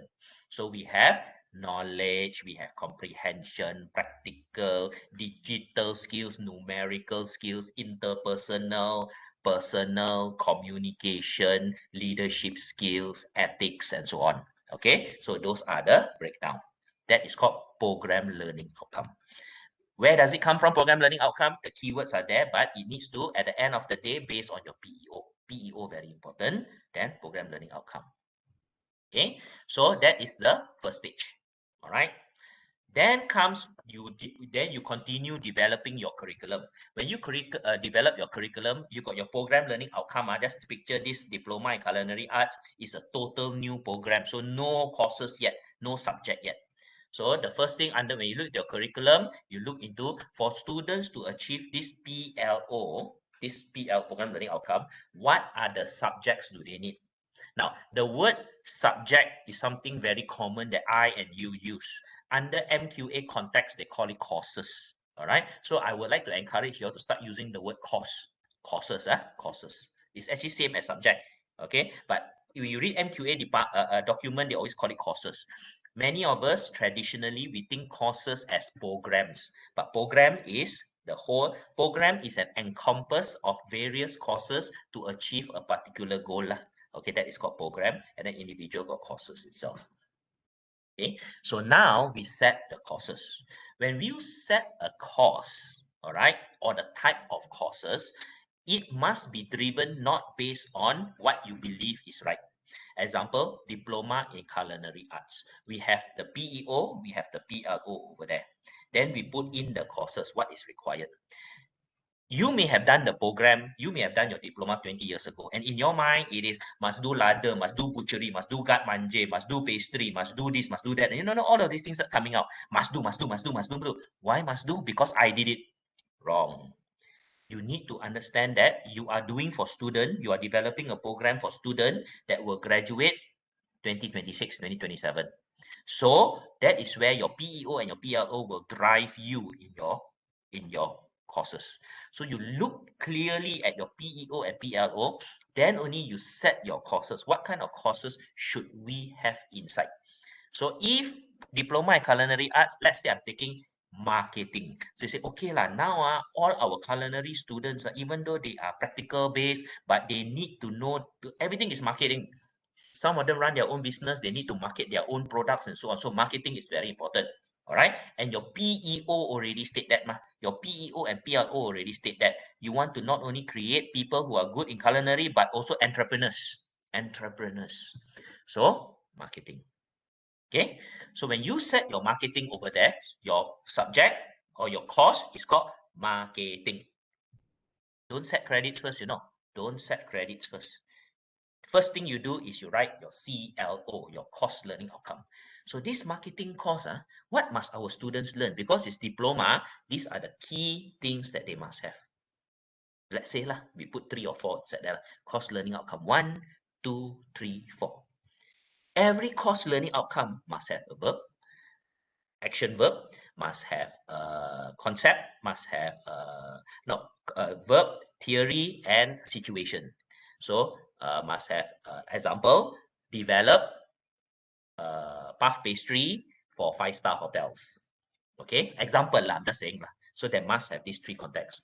Next lesson, Michelle will speak in more details. So you set up your CLOs. After you set up your CLOs already, then you start setting your teaching and learning activities and assessment. For you to achieve this CLO, you set what are the teaching and learning activities that you need and what are the assessment you need. Then by doing that, you will come up with your SLT. SLT stands for student learning time. Once you calculate your student learning time, then only you know the credit hour for the cost. After calculate your teaching and learning activity and assessment and your student learning time is 96, for example, 96. So 96 you divide by 40. 40 notional hours equal to 1 credit. So it comes out to 2.36 or something lah, example lah. With anything, if it is 2.36, it is a 2 credit subject. Even it is 2.99, it is a 2 credit subject. Cost. Sorry, I still use subject. Cost. 2 subject, 2 credit cost. Understand? Huh? So what I'm trying to state here is when you develop your course, you must develop from what we do is credit first. Your boss will tell you, Ali, please develop a marketing course for diploma. Is 4 credit. Wrong. It should be develop a marketing course. This is the PLO. This is the PEO. Let's see what is required in marketing for diploma level of a student to achieve this PLO and PEO. Okay? Then you develop. If after you develop, it is only 2 credits, and that is what the students need because it's diploma, then 2 credits lah. No need to tambah here, tambah there to make it 3 credits. That is not the right way actually.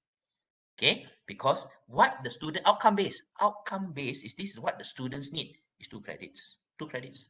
Now, if after doing already and you find that marketing for the future is so critical, so critical, so important because entrepreneurs and so on, you do, and then you find out that it is 5 credits. 5 credits lah. But 5 credits for diploma, susah lah sikit. So you divide into marketing 1, marketing 2. It could be a 2 and a 3 credit. You see? So we got marketing 1 and then we got marketing 2. Why do we do that for a culinary student? Previously don't have mah. Previously, a culinary student only got maybe one course marketing, intro to marketing, 3 credit previously. Previously, the market was different. Previously, the demands were different. Now the demands have evolved. Okay, so this is what it is. This is how it is. So this is how you look into development. So look at this. Let's look from the bottom up. Once the teaching and learning activities and assessments are achieved for a particular course, the CLOs are achieved. Once the CLOs are achieved, the PLOs are achieved. Once the PLOs are achieved, the PEOs will be achieved. Once the PEOs achieve, then the students go out, they will be relevant to the industry because the PEO was developed based on us and the students' relevancy when they graduate. Okay? Okay. So this is something that you must take note. Important. This is how the OBE process is. So it starts from PEO. PEO. Okay. So anytime you want to change your course learning outcome, there must be a reason to change. Now, let's say all of us are in SCCM, okay, computing and so on. Then we say, okay, we want to change our blah, blah, blah, and so on. You don't just change for the sake of changing. You need to go back to the PEO. PEO, you know. Now, when you go back to PEO level, you see the words program standards. Why you change? Ministry change program standard law. Ministry say that now this is a requirement. Have to change law. So when they change that, PEO will change law, will tweak a little bit. Then from there, certain courses will change. That is why sometimes you change. That is one.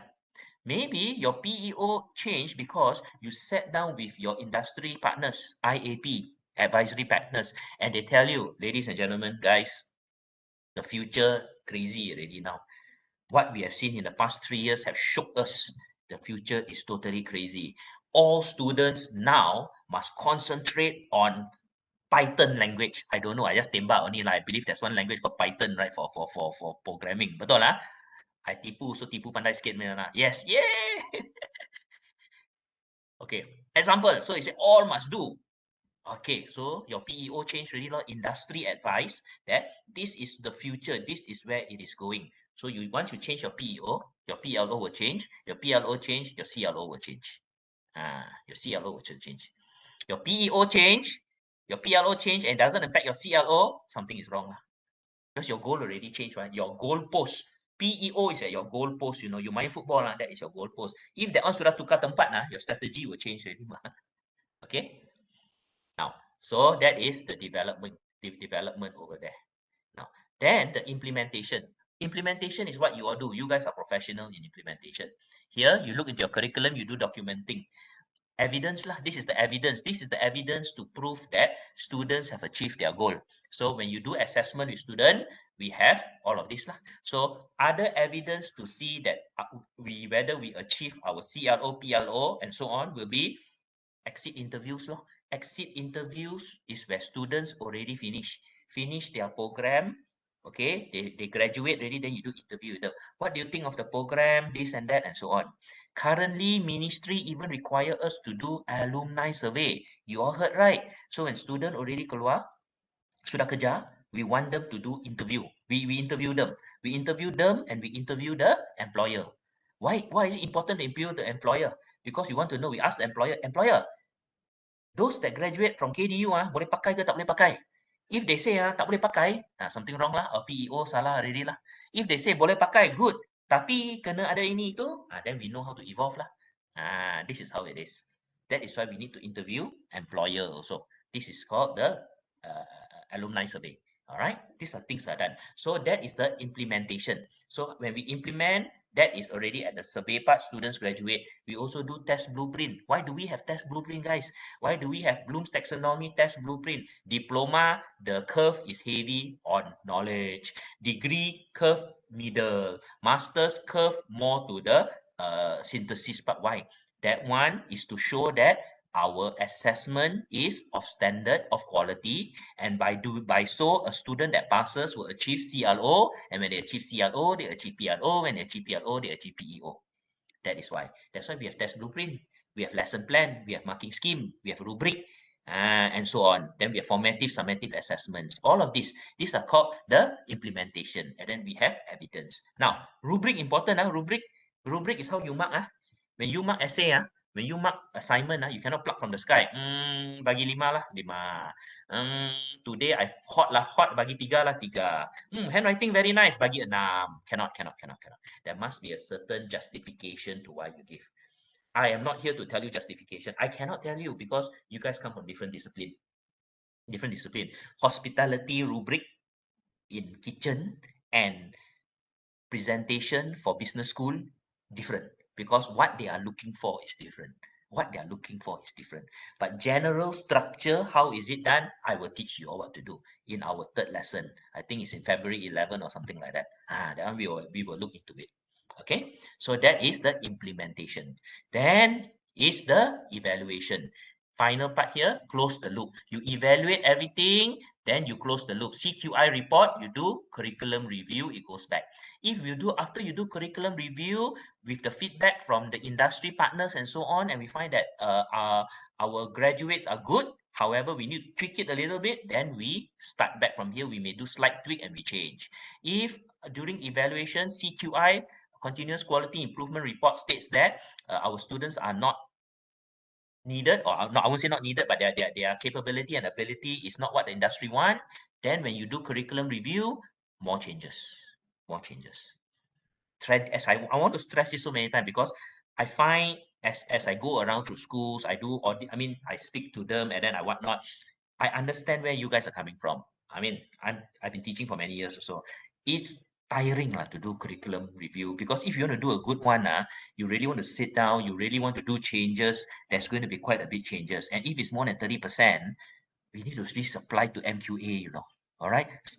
Send it to them. Now you send to them, there is a chance that, they may say, oh, tak boleh ke, or need to come and do audit again. So there's a lot of things. So there is this balance over there. That is why we as a private institution, sometimes we need to look at that balance. How much do we do versus the impact of it? Okay, but I am just stressing on the theoretical aspect of it, the importance of doing it. We need to do, definitely. We need to evolve. We need to better ourselves. So coming back to this, if we look at 1, 2, 3, 4, and 4 goes back to 1, it starts with here at us. Of course, at the planning stage is the PEO. Now, why do I put academic level over here? Why do I put academic? The reason is because there is, of course, one more level called management level under planning stage. Let's say the 10 of us now, we all sit together and then we say, hey, got market for medical degree. Medical degree, I know there is none in Malaysia. There is too much already, medical colleges. But let's say there is a market for medical degree. So we want to run. All of us now want to start a degree in medicine. Okay, let's say a medical degree. But management level may say no. Immediately they cut you off, even though there's potential. Why? Investment too high. Medical degree, you need this, you need that, you need this, you need that. So under management level at the first stage, above the OBE process, they may have already decided, nope, we don't do. So if they don't do, you don't need even to think of the PEOs and so on already, no need, because we're not going to run.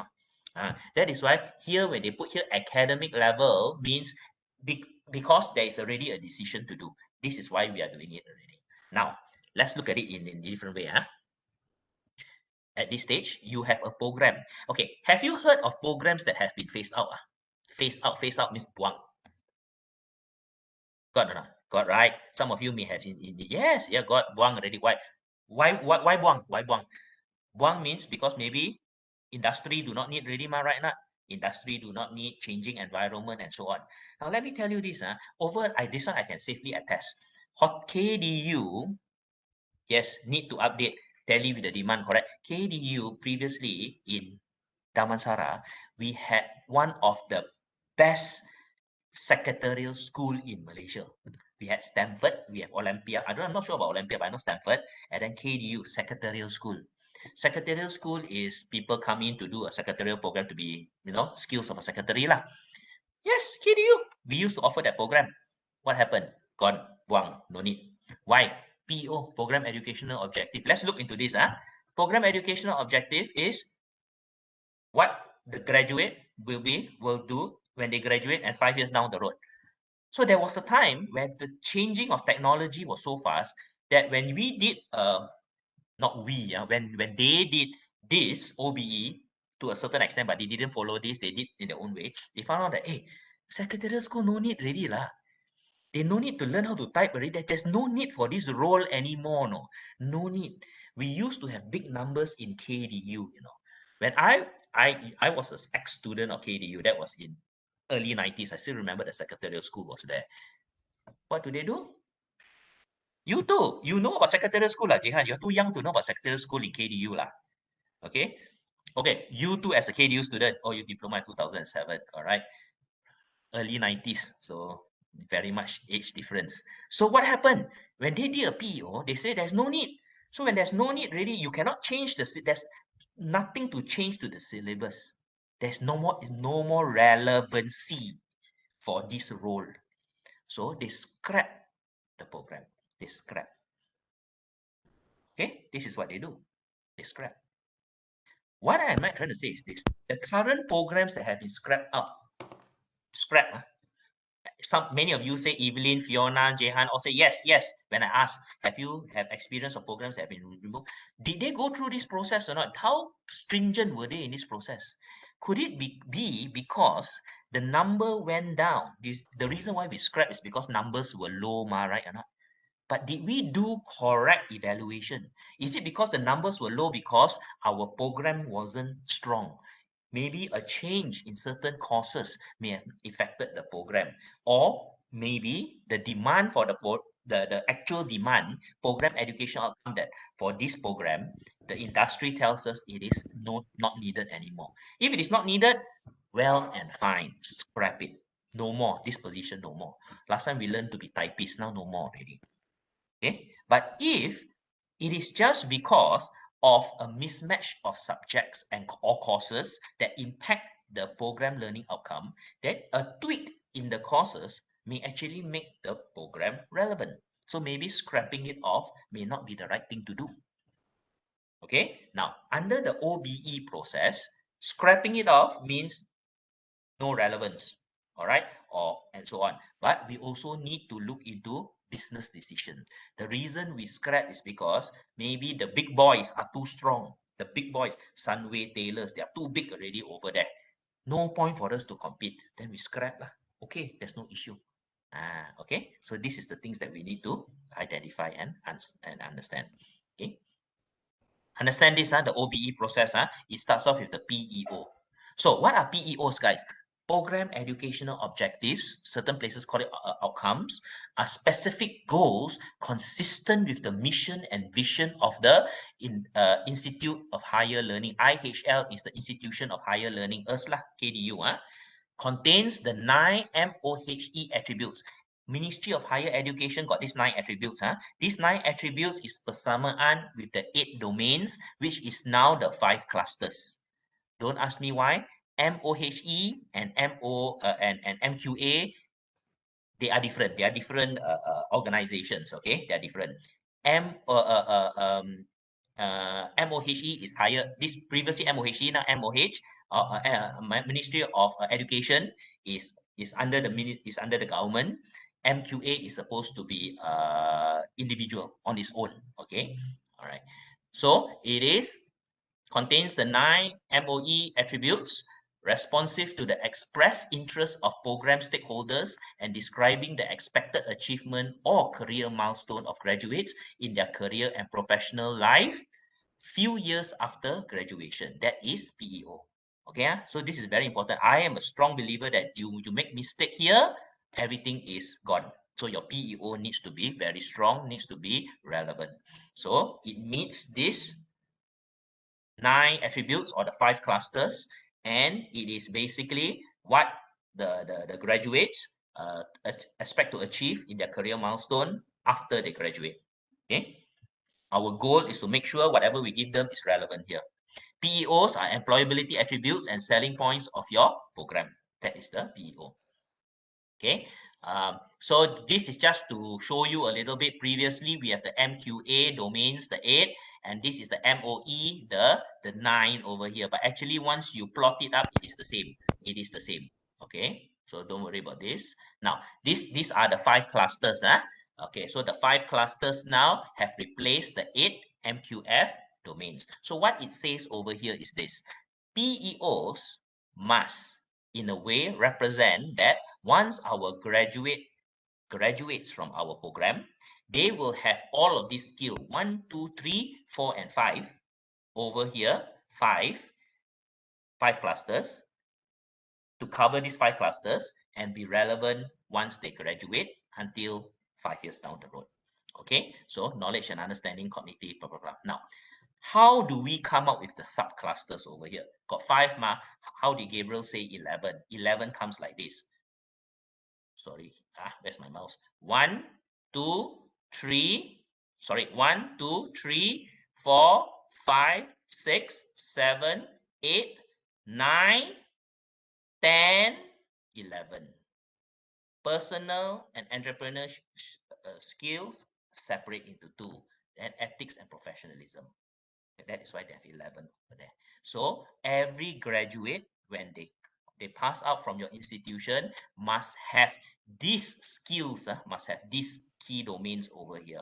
Okay, so this understand? All right. If you look into this, when we look into our PEO, emphasis on cognitive skill or thinking, I just put C, P, and A. This is the 3 easiest for you all. Knowledge, faham lah. This is skill based. I mean, this is a program based. Cognitive skill over here, and for certain courses will be practical skill. The others are very much, and we have also in other numeracy can be cognitive for certain programs, can also be affective in certain programs, but majority of them are affective. So affective skills play a very, very important role in these 5 clusters. All right, the affective part of it itself. Okay.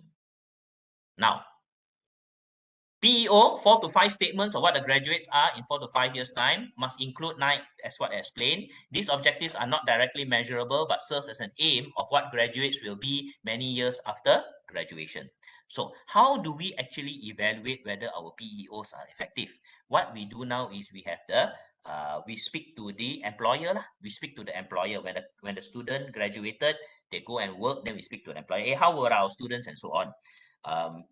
That data is actually very, very important to solidify the relevance of our PEO. The problem is we are not getting very good response from that.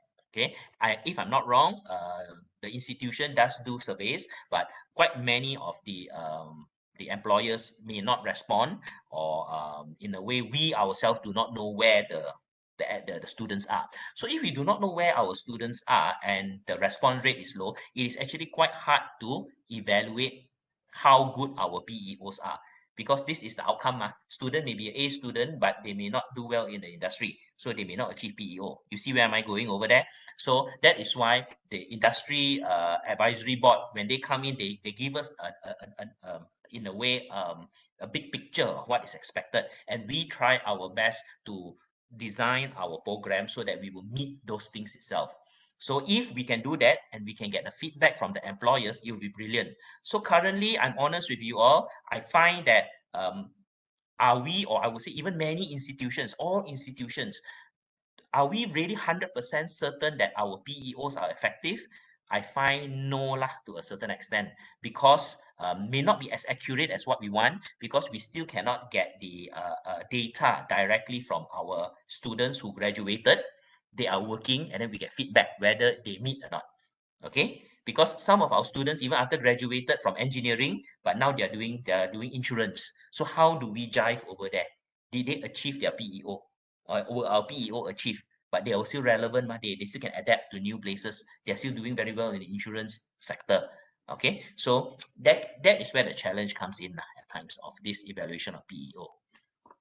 Okay, so this is what it is done, different levels of learning outcomes. So the first thing we look at is the program educational objectives, the PEO. So employer surveys, alumni survey, then after that, it will drive the program learning outcome, then it will then impact the CLO, and then it will impact the LLO. LLO is your lesson learning outcome. Okay, it is your lesson learning outcome itself. So if you look at it, everything is derived from the PEO. Once the PEO is clear over here, then you have clear PLOs. Once the PLOs are clear, you have clear CLOs. Once CLOs are clear, you have your clear lesson learning outcome. Okay, nothing more needs to be done. It just needs to follow this itself. Okay. So as what you see over here, this is extracted from the ministry's website. As you can see, PEO, where do we get PEO from? Alumni, mission, vision, stakeholders, penasihat industry advisors. These are just a few over here. All right. I also put under stakeholders readings of journals. We as academicians, we need to be updated on what's happening in industry. We need to know what's happening in the hospitality industry. We need to read journals on computing industry and so on, because we are now in a way developing the student to be relevant in the future. So we are in a way telling the future. We are hoping that our guess of what the future is accurate as possible. Okay, so it's important for us to have the skills, to have the knowledge, for us to be able to make good decisions. Okay, so reading journals, reading articles, futurists, look at read of what futurists say. Now, whatever these people say doesn't mean you take it 100%. It's just a matter of giving you some hints and suggestions of what can actually happen in the future. Where are we heading to? All right, like if you're in an engineering program that looks into auto engineering, you know what's happening about this hybrid and vehicles. Okay, for the best part of 100 years, we have been very much in ICE, internal combustion engine, petrol and so on. And now what we see is there's this change, to start on the hybrid wagon, and now also pure electricity. So where are we heading to? What areas need to grow? So there are even certain companies, certain automotive companies who have stopped investing in their internal combustion engine. The internal combustion engine is the current engine that we have in most of our cars. So they have stopped development. So they say, whatever we have, we are just going to maintain. Now our development, we are going to develop hybrid, and we are going to develop electric. Okay, so this is where the future. So what they are doing is they are forecasting. Okay, so in Malaysia, even different car companies have different strategies. Toyota already decided for Malaysia, they don't foresee the relevance or the significance of pure electric in the near to medium future. No, because our infrastructure is not strong. Infrastructure is not strong. Just you're driving an electric car on the way in the Karak highway, then you want to top up. You stop by in the place that normally has a top up, and you go there. Normal lah, Malaysia. Rosak. What are you going to do? Stay there, stuck. Mati lah. All right. So infrastructure is not there. So Toyota is investing in hybrid in Malaysia. Hybrid, they are not bringing their full electric car. They're hybrid in Malaysia. Whereas BMW, they look at Malaysia as, hey, Malaysia, I think we should go pure electric. So BMW has already start emphasizing on plug-in. Their hybrid cars are already plug-in, but now they're bringing in full electric cars. Now, what I'm trying to say is this, guys. The future is the same, but two big companies look at it from different angles, different strategies, and they have different methods of overcoming this. Different strategies, same issue, different angle, different strategies, maybe different market. So when you look into the PEO, it is also the same. The future is there. The future that that KDU is heading to, and the future that Taylor's is heading to, it is the same. It's the same future. The feedback that we get, the mission, the vision, the stakeholders, the articles that KDU reads and Taylor's read may be different. Future's the same, but knowledge we have is different. Because of that, the way that we structure our program will also be different.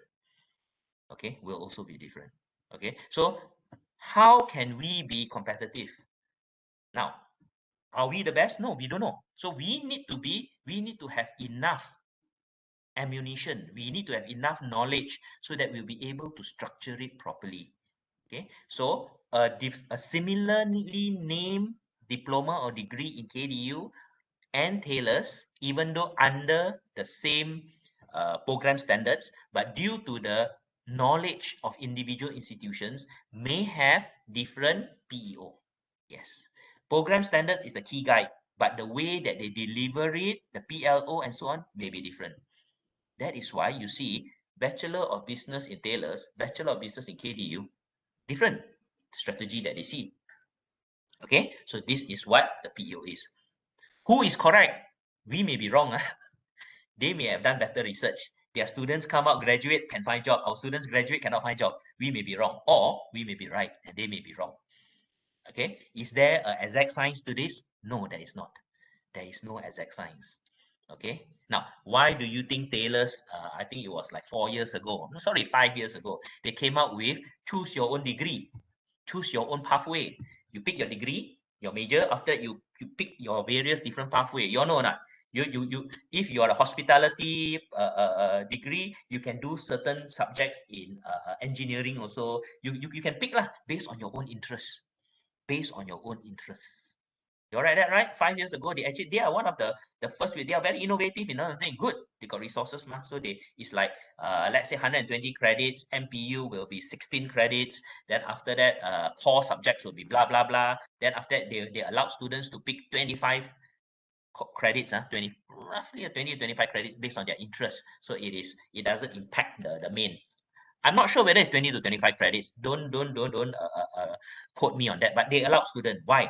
Because they studied that students want variety. Students have different interests. An engineering student may also want to learn culinary. An engineering student also like to bake, so maybe he can take 2 elective subjects. Larder and guard manje, for example. He can learn how to make stocks and sauces and so on. You see? So this is how they look at it. This is how that institution evaluates the future and the action that they take to allow that to happen. Can we do it? Yes, of course. We can do it also. Government already say, elective, let students choose their interests and so on. But what is the limitation, guys? If we do it over here, what is going to happen? Okay, open question. What is going to happen? We allow students to pick. Your PL will cry, first things first. Right. PL definitely cry. Okay, why? Timetable. Okay, do we have enough resources to cover this? Can we fix that certain of these subjects are in not you need teaching power? Okay, yes. Oh no, teaching power may be one thing, but structure. Okay, you must. That means it's very, very good planning to make sure that there is no clash There is no clash. Okay, study same time, same time. All right. Okay, it allows students to pick difficult to source lecturers. Plan timetable, exactly. What I'm trying to say. So why do you think tailors can do it? Tailors got resources, ma. Okay, so I'm not trying to say they're better than us in all field. No, certain schools we are much better than them. Definitely, I can vouch for that. But because they have the resources, they can do certain things. And they can do certain things based on their research they've done that this is the changing aspect of students' belief and thought. That is OBE lah. They are very practical. They are very, they have total, they are in a way implementing OBE's practice over there. Okay?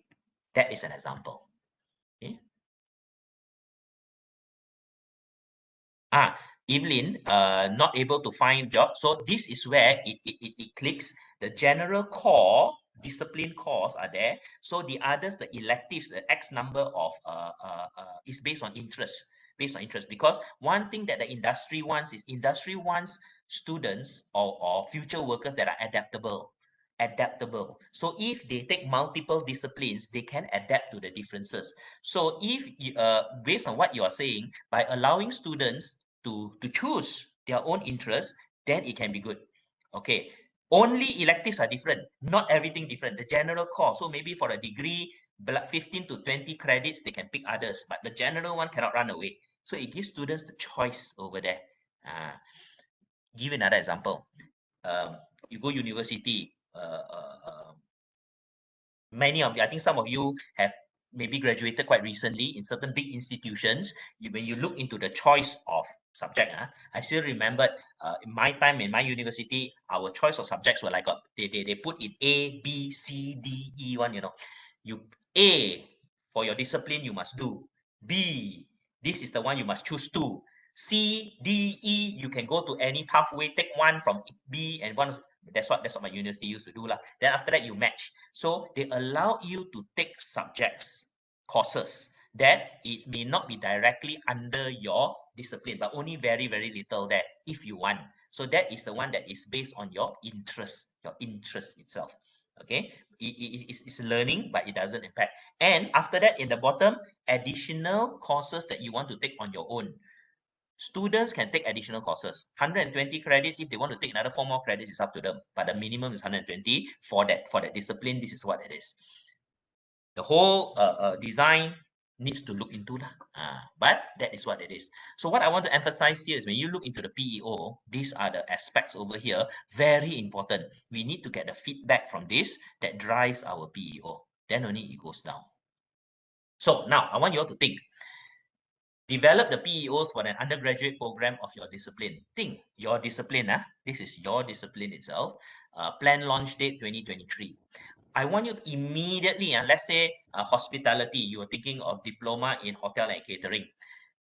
Don't overthink, I want you to, based on what you have seen, based on what you think, straight away, what are the 2 things that come to your mind? What must my student have? What must my student have? What are the key things that my student must have? Okay, for them to be relevant. So undergraduate, launch date 2023. Okay, so when they graduate, 23, 24, 25, 26, end of 26. So they need to be relevant from 27, 28, 29, 30. They need to be relevant until 2030. What skills do they need? Ask yourself. I'll give you 2 minutes only. Very fast. Then just write in your answer over there. Just put in your discipline. All right. Let's say you just put in Bachelor of Hospitality, and then what are the 2 things that they will need? Just 2. No need everything. Just 2. Straight away come into your mind one.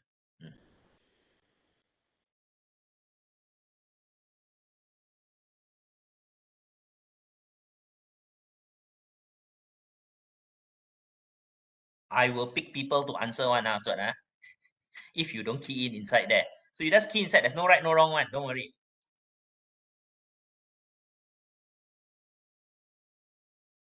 What do you think?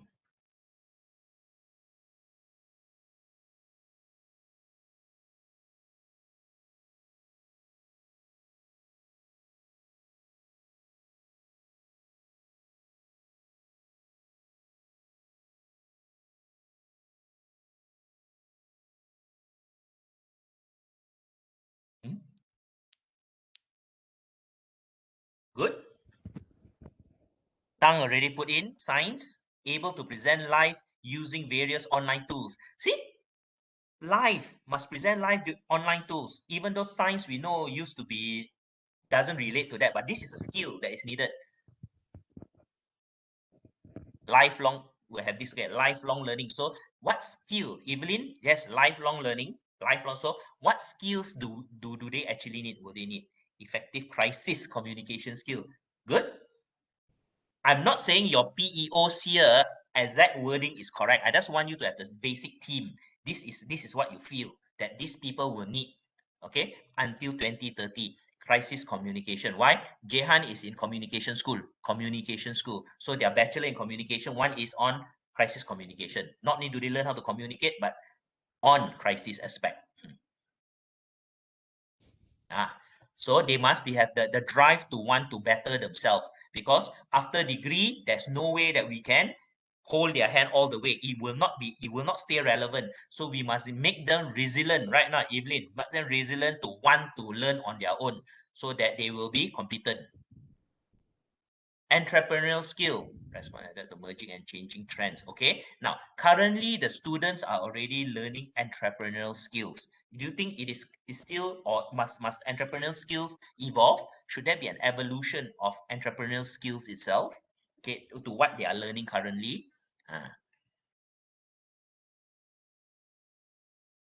I believe, yeah, under the BA in hospitality, I would emphasize on entrepreneurship also. Intrapreneurship, that means the practice of entrepreneurship in an organization. Okay.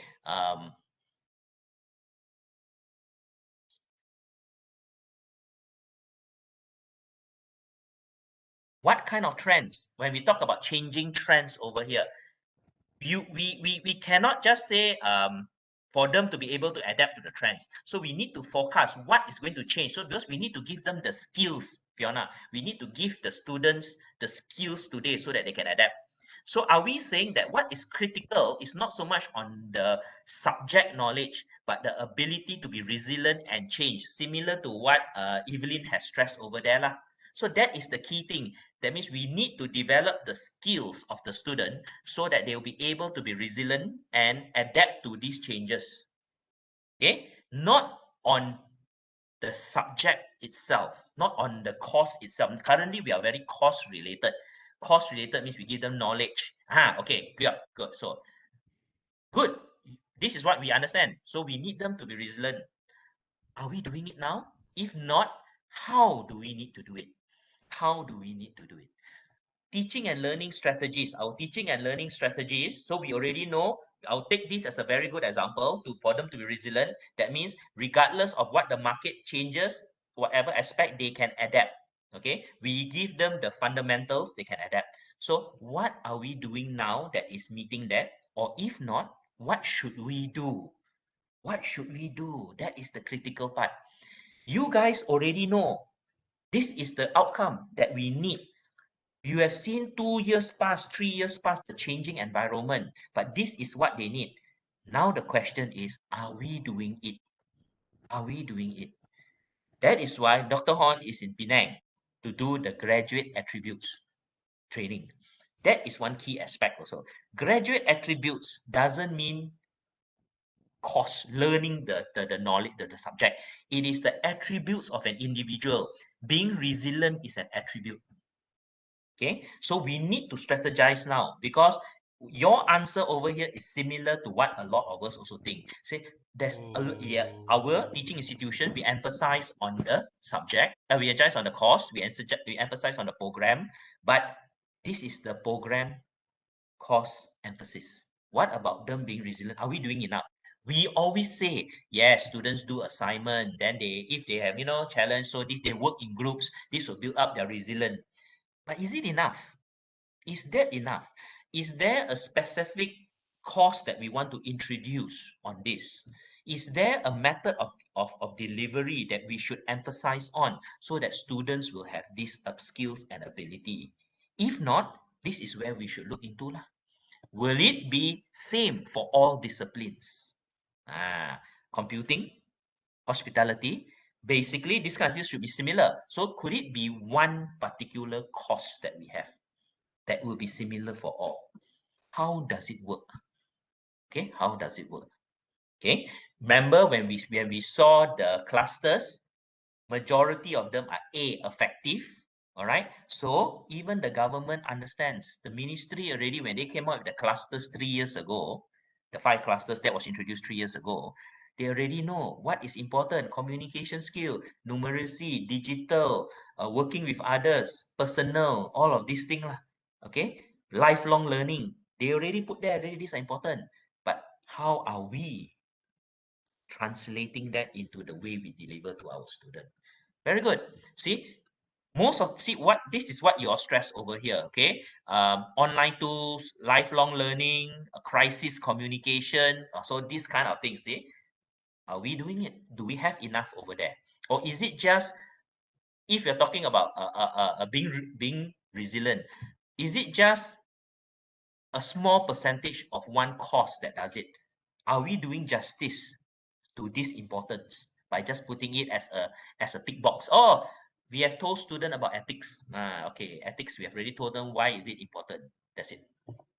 How do we instill it? Take for example, we always ask ourselves, how come the Japanese are very clean over there? Over in Japan, the roads are clean, people follow rules. I'm not saying everything is good. Of course, they have their ups and downs. How?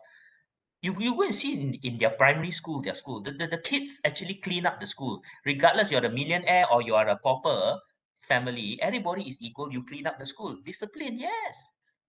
All right. I sometimes quite sad to say, like for us over here, I know this is, I was only instilled sometimes when I was young, my parents always tell me, hey, you Gabriel, you better study, you better do well. You don't want to be like the cleaner.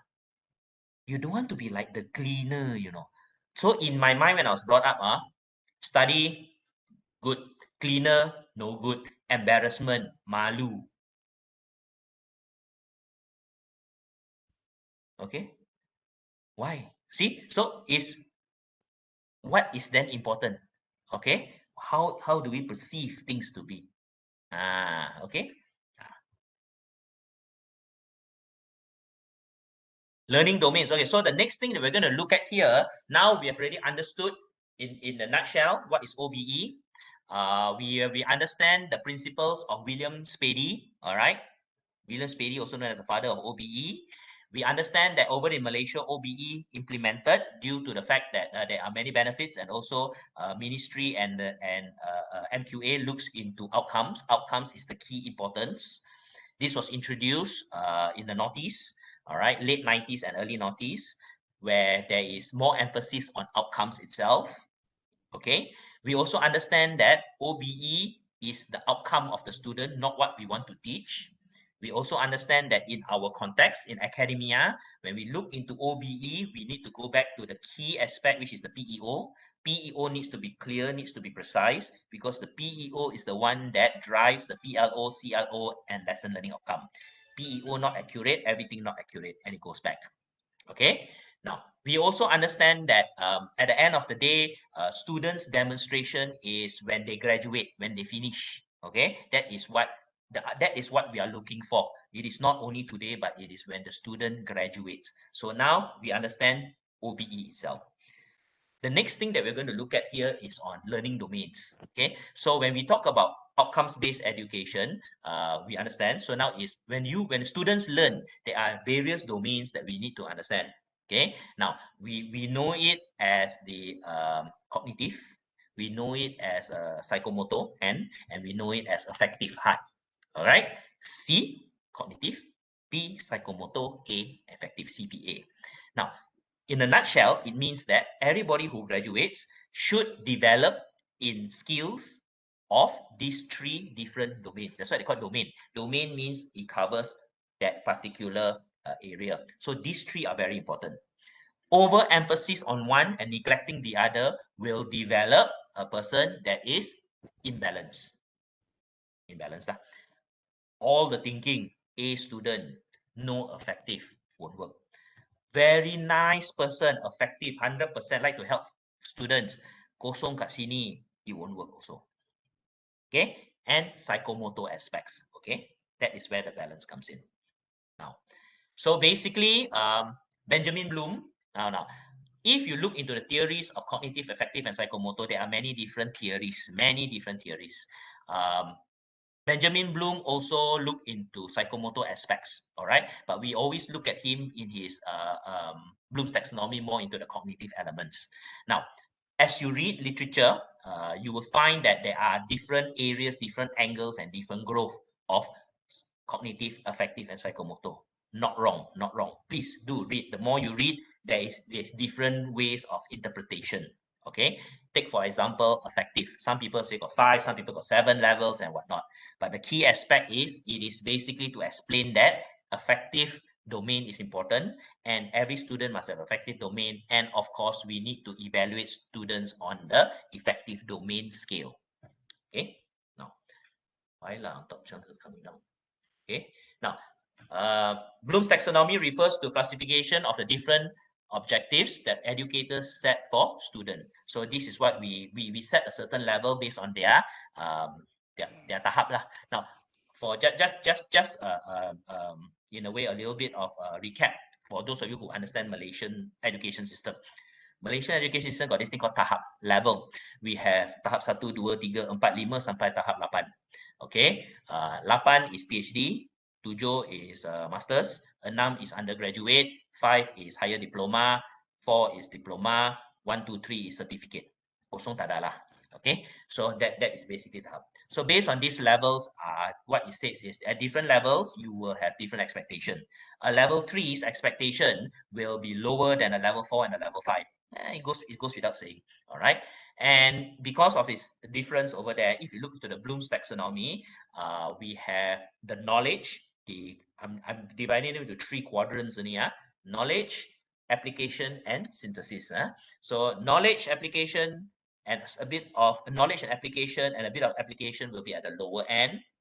As you go up the tahap, you should see your curve turning this way. All right, so that it is more towards the synthesis part. Like for those of you who have done your PhD or whatnot, yours is very synthesis. You develop, you create new knowledge, creating new knowledge. Whereas at certificate diploma level, 80 to 90% of your teaching is still just knowledge. You give them knowledge. Okay, you instill them knowledge. So this is what it is. Bloom's taxonomy, you all know. Okay, now taxonomy divided educational objectives into 3 domains: affective, psychomotor, and cognitive. Now, within the taxonomy, learning at the higher level is dependent on having attained prerequisite knowledge and skills at lower level. So based on this taxonomy is you must have knowledge before you can apply. Once you apply, you know how to apply, then you can create new knowledge. Okay, so this is the general belief of taxonomy. You cannot just apply something you don't know the basic fundamentals. You need to you need to know the basic fundamentals first. That is why at lower levels we give them knowledge so that when they progress in their levels, then they will be able to apply and synthesize a bit. Okay, a goal of Bloom's taxonomy is to motivate educators to focus on all 3 domains, creating a more holistic form of education. So this is true. A holistic form is we want to develop the student itself. Now, take it from me. I won't say I've read all MQA domains, MQA documents, but I read quite a bit of their MQA documents. Actually, our MQA documents are very good, seriously, guys. Credit when credit due lah. Sometimes their officers are just, I don't understand what is in their mind, but their documents are actually very good. If you read those documents and you see where they are heading towards, there is a lot of strength and there's a lot of thought put into it. Application and implementation is a different story. Reading the documents and its own, they do cover. We want graduates who can do this, who can do that, and this and that. And so it's actually pretty good. It follows the key principles of education in general.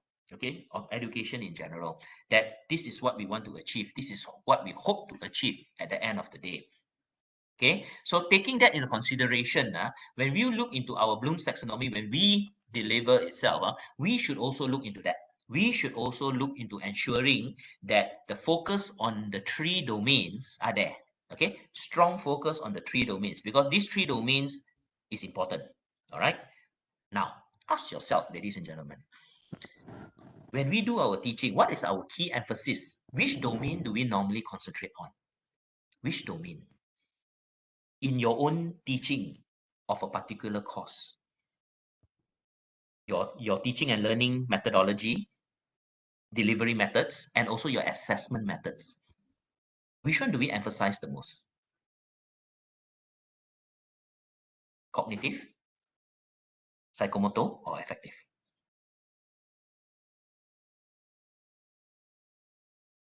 Yeah. Okay. Yeah. Cognitive. True. Both. Basically, Jehan, you look, I've checked, most is cognitive. We evaluate the thought. Okay.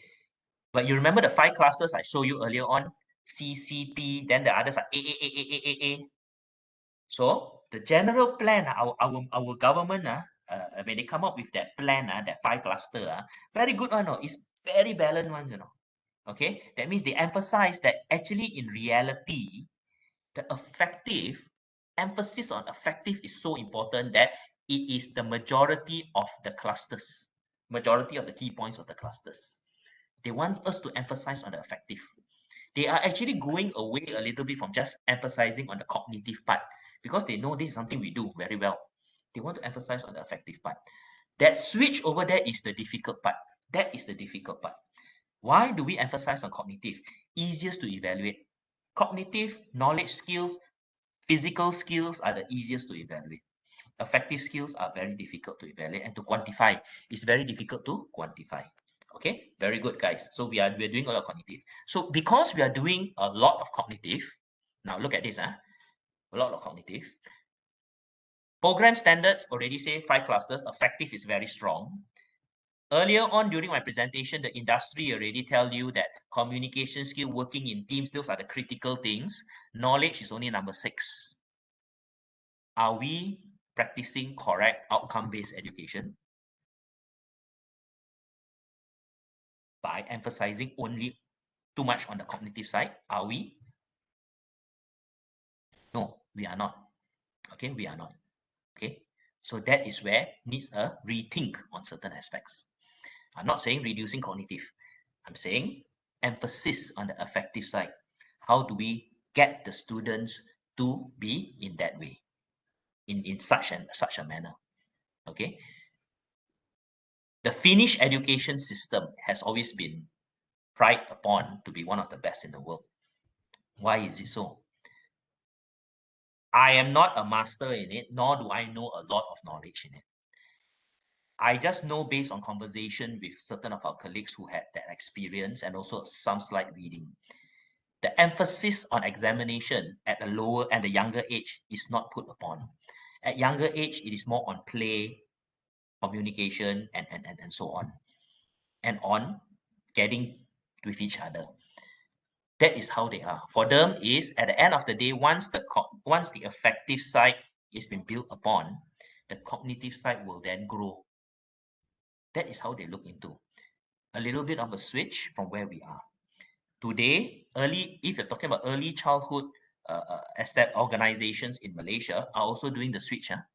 If you go to a more well-regarded or well-known Taska or Tadika, the emphasis, yes, learning is still there, you still learn, but play is also important. Play, they emphasize on play, main, Playing is actually a critical aspect of it. All right. How to play, what to play, colors, all of these aspects to build up, how to share, to build up the effective aspects in the young. Those are critical because they believe from there, then it will grow on. Okay. This is also demonstrated in the syllabus of the diploma in early childhood that we are offering. That is, I have first-hand knowledge. I'm actually overlooking that program. I look into the program. It's very unique. It actually teaches the teacher how to teach students to play. God also. Family, the impact of family, community, and so on. All right. So this is where we have that switch here. Even in Malaysia, that switch is there. The emphasis on the affective side is there. But majority still fall back on the cognitive. Why? Because most of the parents, what do they want? How many A my child got? What's the CGPA? The emphasis is on that. It is still very much that, which is different from what the industry wants also. Okay. Now, The 3 domains: cognitive, psychomotor, affective. So when you look into the learning outcomes, these are the 9 MOHE previously, or MOE outcomes, communication, teamwork. So all of these over here from LO1, LO2, all the way to LO9 should cover all of these aspects. Practical skill, psychomotor skill, knowledge, critical thinking here, and look at the rest over here. Look at the rest, guys. Look at the rest. Communication, teamwork, ethics, lifelong learning, leadership, effective. And it's effective, and also in a way very important. Okay, so this is government. This is our Malaysian government's MOE's domains. Okay, cognitive, affective, psychomotor.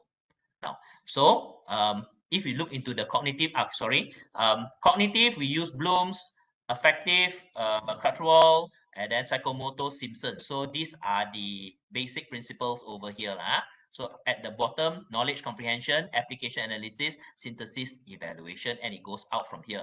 So affective, receiving, responding, valuing, and whatnot. So the question arises, how do we evaluate all of this? Now, generally, later I'll show you a slide that says that for certain courses, it is better not to have exam. Certain courses you shouldn't have exam.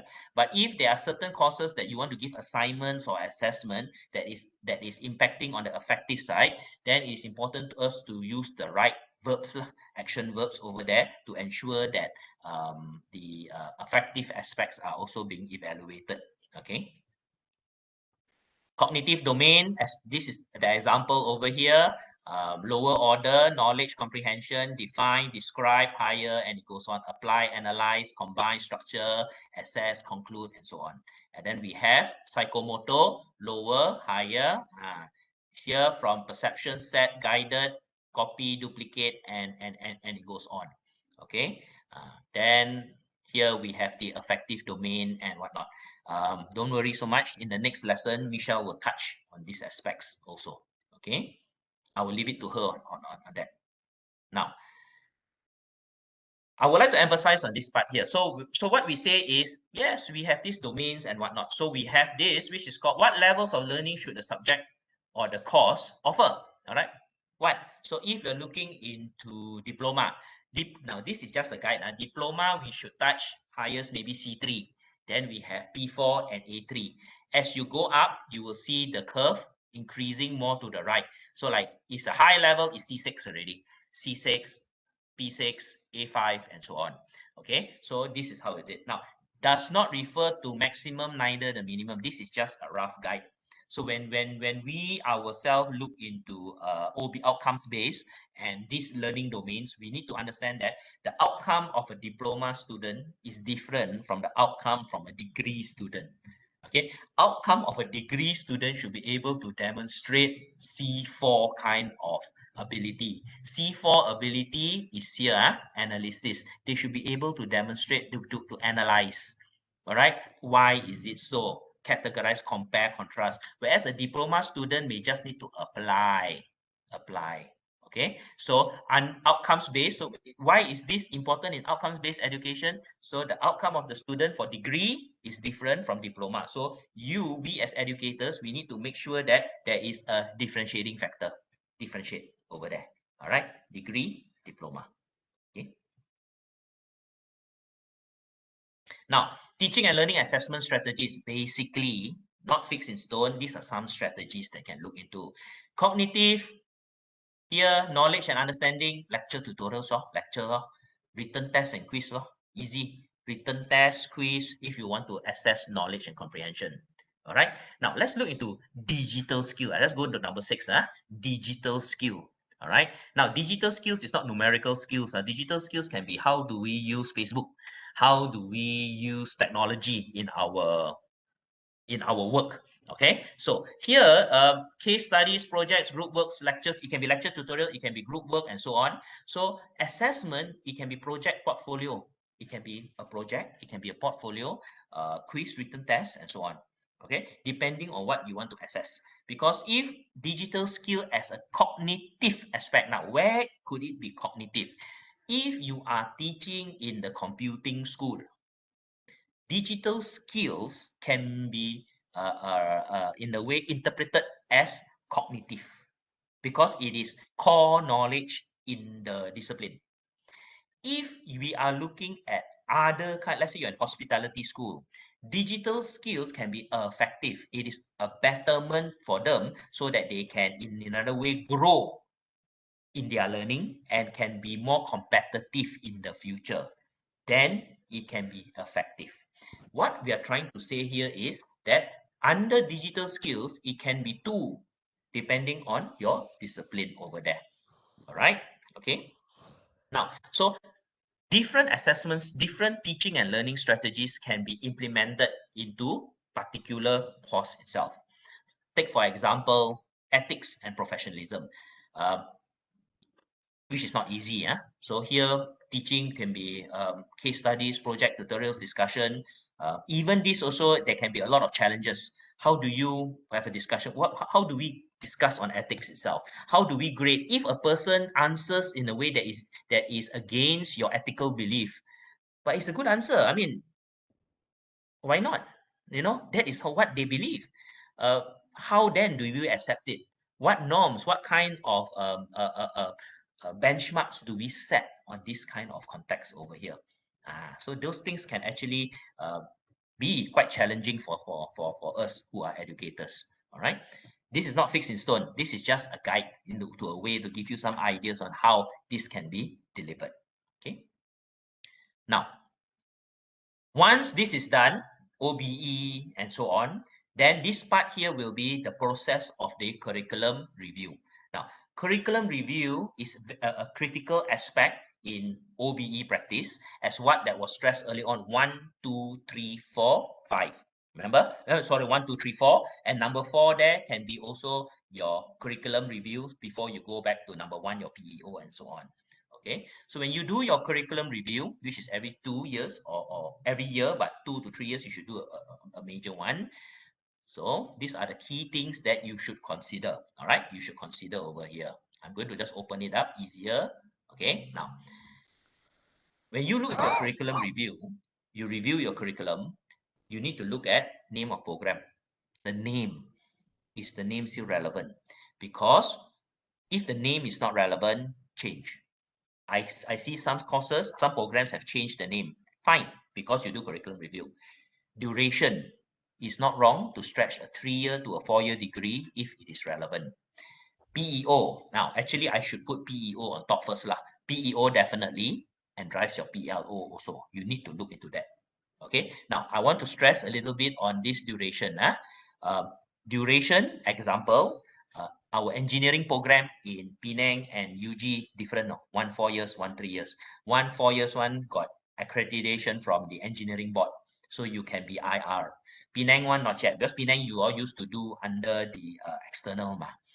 But if after doing PEO in Malaysia, people really need to say that, hey, it's important for me to put IR or do a 4-year kind of thing.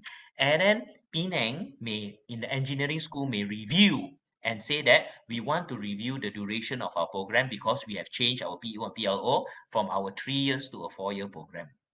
If you need to, because that is what the market wants and the industry wants. Has it happened before in our context? Yes, it has. Previously in hospitality school, our diploma was 2 years, 4 months. Then we reduced to 2 years. Yes, then we reduced to 2 years. Why? Competitors all 2 years, you 2 years, 4 months. Yes, you are good also, but students are not coming. What's the point? What is the point? Okay, so sometimes there is that balance over there. Then under curriculum review, you also need to add or drop courses. If you want to add or you drop. Certain things you want to tambah, certain things you want to buang. Please dare to drop. Dare to drop. That means if you find it is not relevant, drop. Okay, no point. Okay, but once you drop, credits needs to be looked into. Do I need to add in more? Where do I? What is relevant? If you lose 3 credits, is it not relevant? Then you go back to that pathway, OBE pathway, and then you see, now we see we are short of 3 credits. So we look at it. What is actually required to ensure growth? To ensure a substantial importance on PLO and PEO.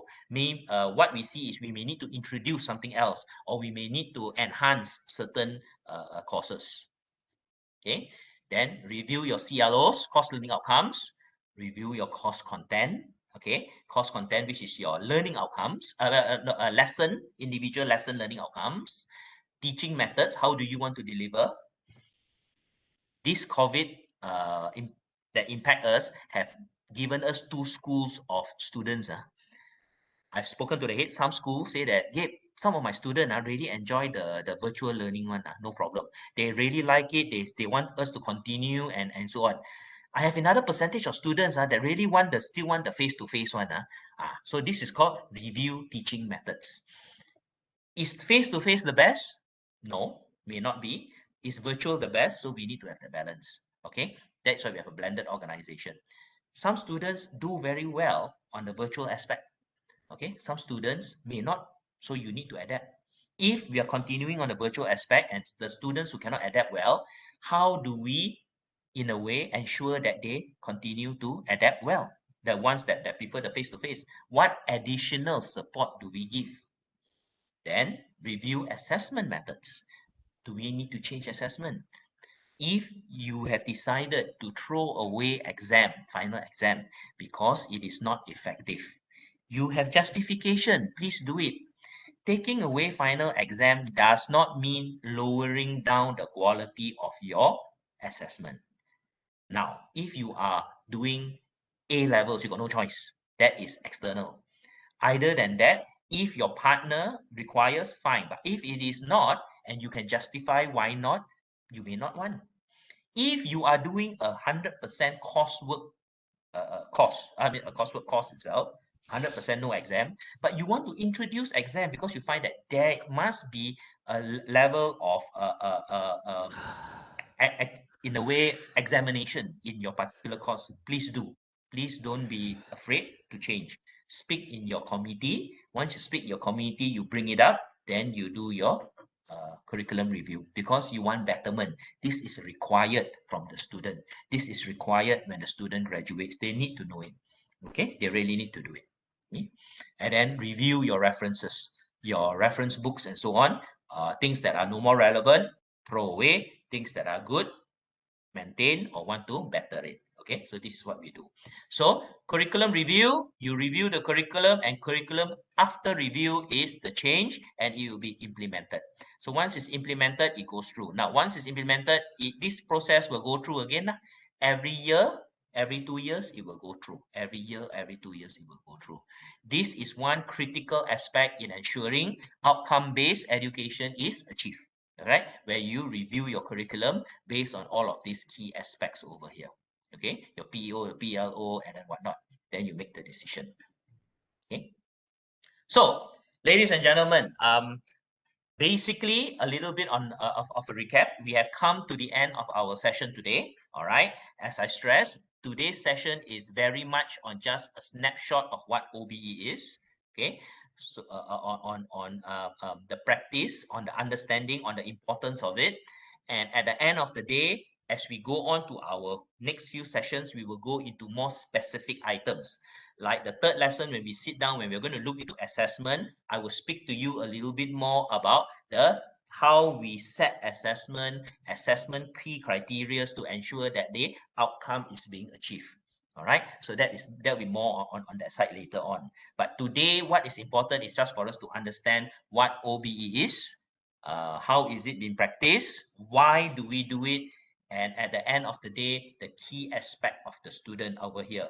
We are doing this. Our role over here as educators, as educational institution, is to ensure that students are relevant. They have the skill. They can find job. So that is the outcome. So we now need to understand that the outcome of what we do is students able to find job and relevant in the future. So once we know the outcome-based education is whatever we do to ensure this outcome is achieved. Okay, that is the nutshell of what OBE is. Of course, whatever the additional aspects of the actual application is there, but the main thing is this is what is important. And also, this outcome is not fixed and permanent. It changes with time. Because it changes with time, That is why CQI is important in OBE, continuous quality improvement. We need to continuously improve ourselves and evolve because the goalpost changes. The goalpost change, the outcome change. We need to change to make sure that we meet this outcome. That is what OBE is. Actual practice in how we do, of course, we need to look into the curriculum, teaching, learning strategies, and assessment. Those are the key parts over there. Okay. Any questions, guys? You understand the key concept of what OBE is? Okay. Okay, on that part.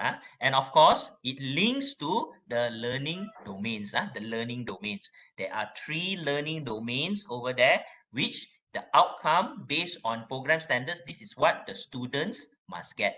Okay, must have this kind of domains, which is cognitive, psychomotor, and affective. All right. Okay, so when we structure our teaching and learning strategies and also assessment, we need to make sure that these 3 domains are assessed. These 3 domains are assessed. Okay, that is how it is. Actual application, guys, actual application, like I explained to you, tailors may do it differently, KDU may do it differently, Sunway will do it differently, will do it differently. But the general principles are the same. The general principles is what we stress are the same, no change. All right, guys? Okay. So if you guys are no questions clear, that's good. Anything, feel free to drop me a buzz, drop me an email. For those who are in UG, you can always come to Teaching and Learning Center. We can sit down, we can discuss, we can talk. I'll be most happy to. For those of you in Penang, once I do visit you all very, very soon, I will have certain slots that we can even have a chat and so on. Okay. And I'll be so happy to actually speak to you all about this. Okay. And that is how it should be lah. At the end of the day, open communication and so on. I also told the heads when you guys are doing your program review, you want just for a sounding board, just a sounding board. I cannot give my advice because I am not skilled in your area, but a sounding board. Feel free to give me a buzz, call. I will be happy to join you all in your program review. Okay. Any other questions, guys? No? No? All right. Thanks. If they are not, ladies and gentlemen, thank you very much for your time today. It is going to be noon already. Have a very good day, remaining of the day, and also have a very good weekend. All right.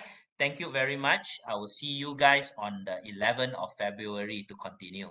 Bye.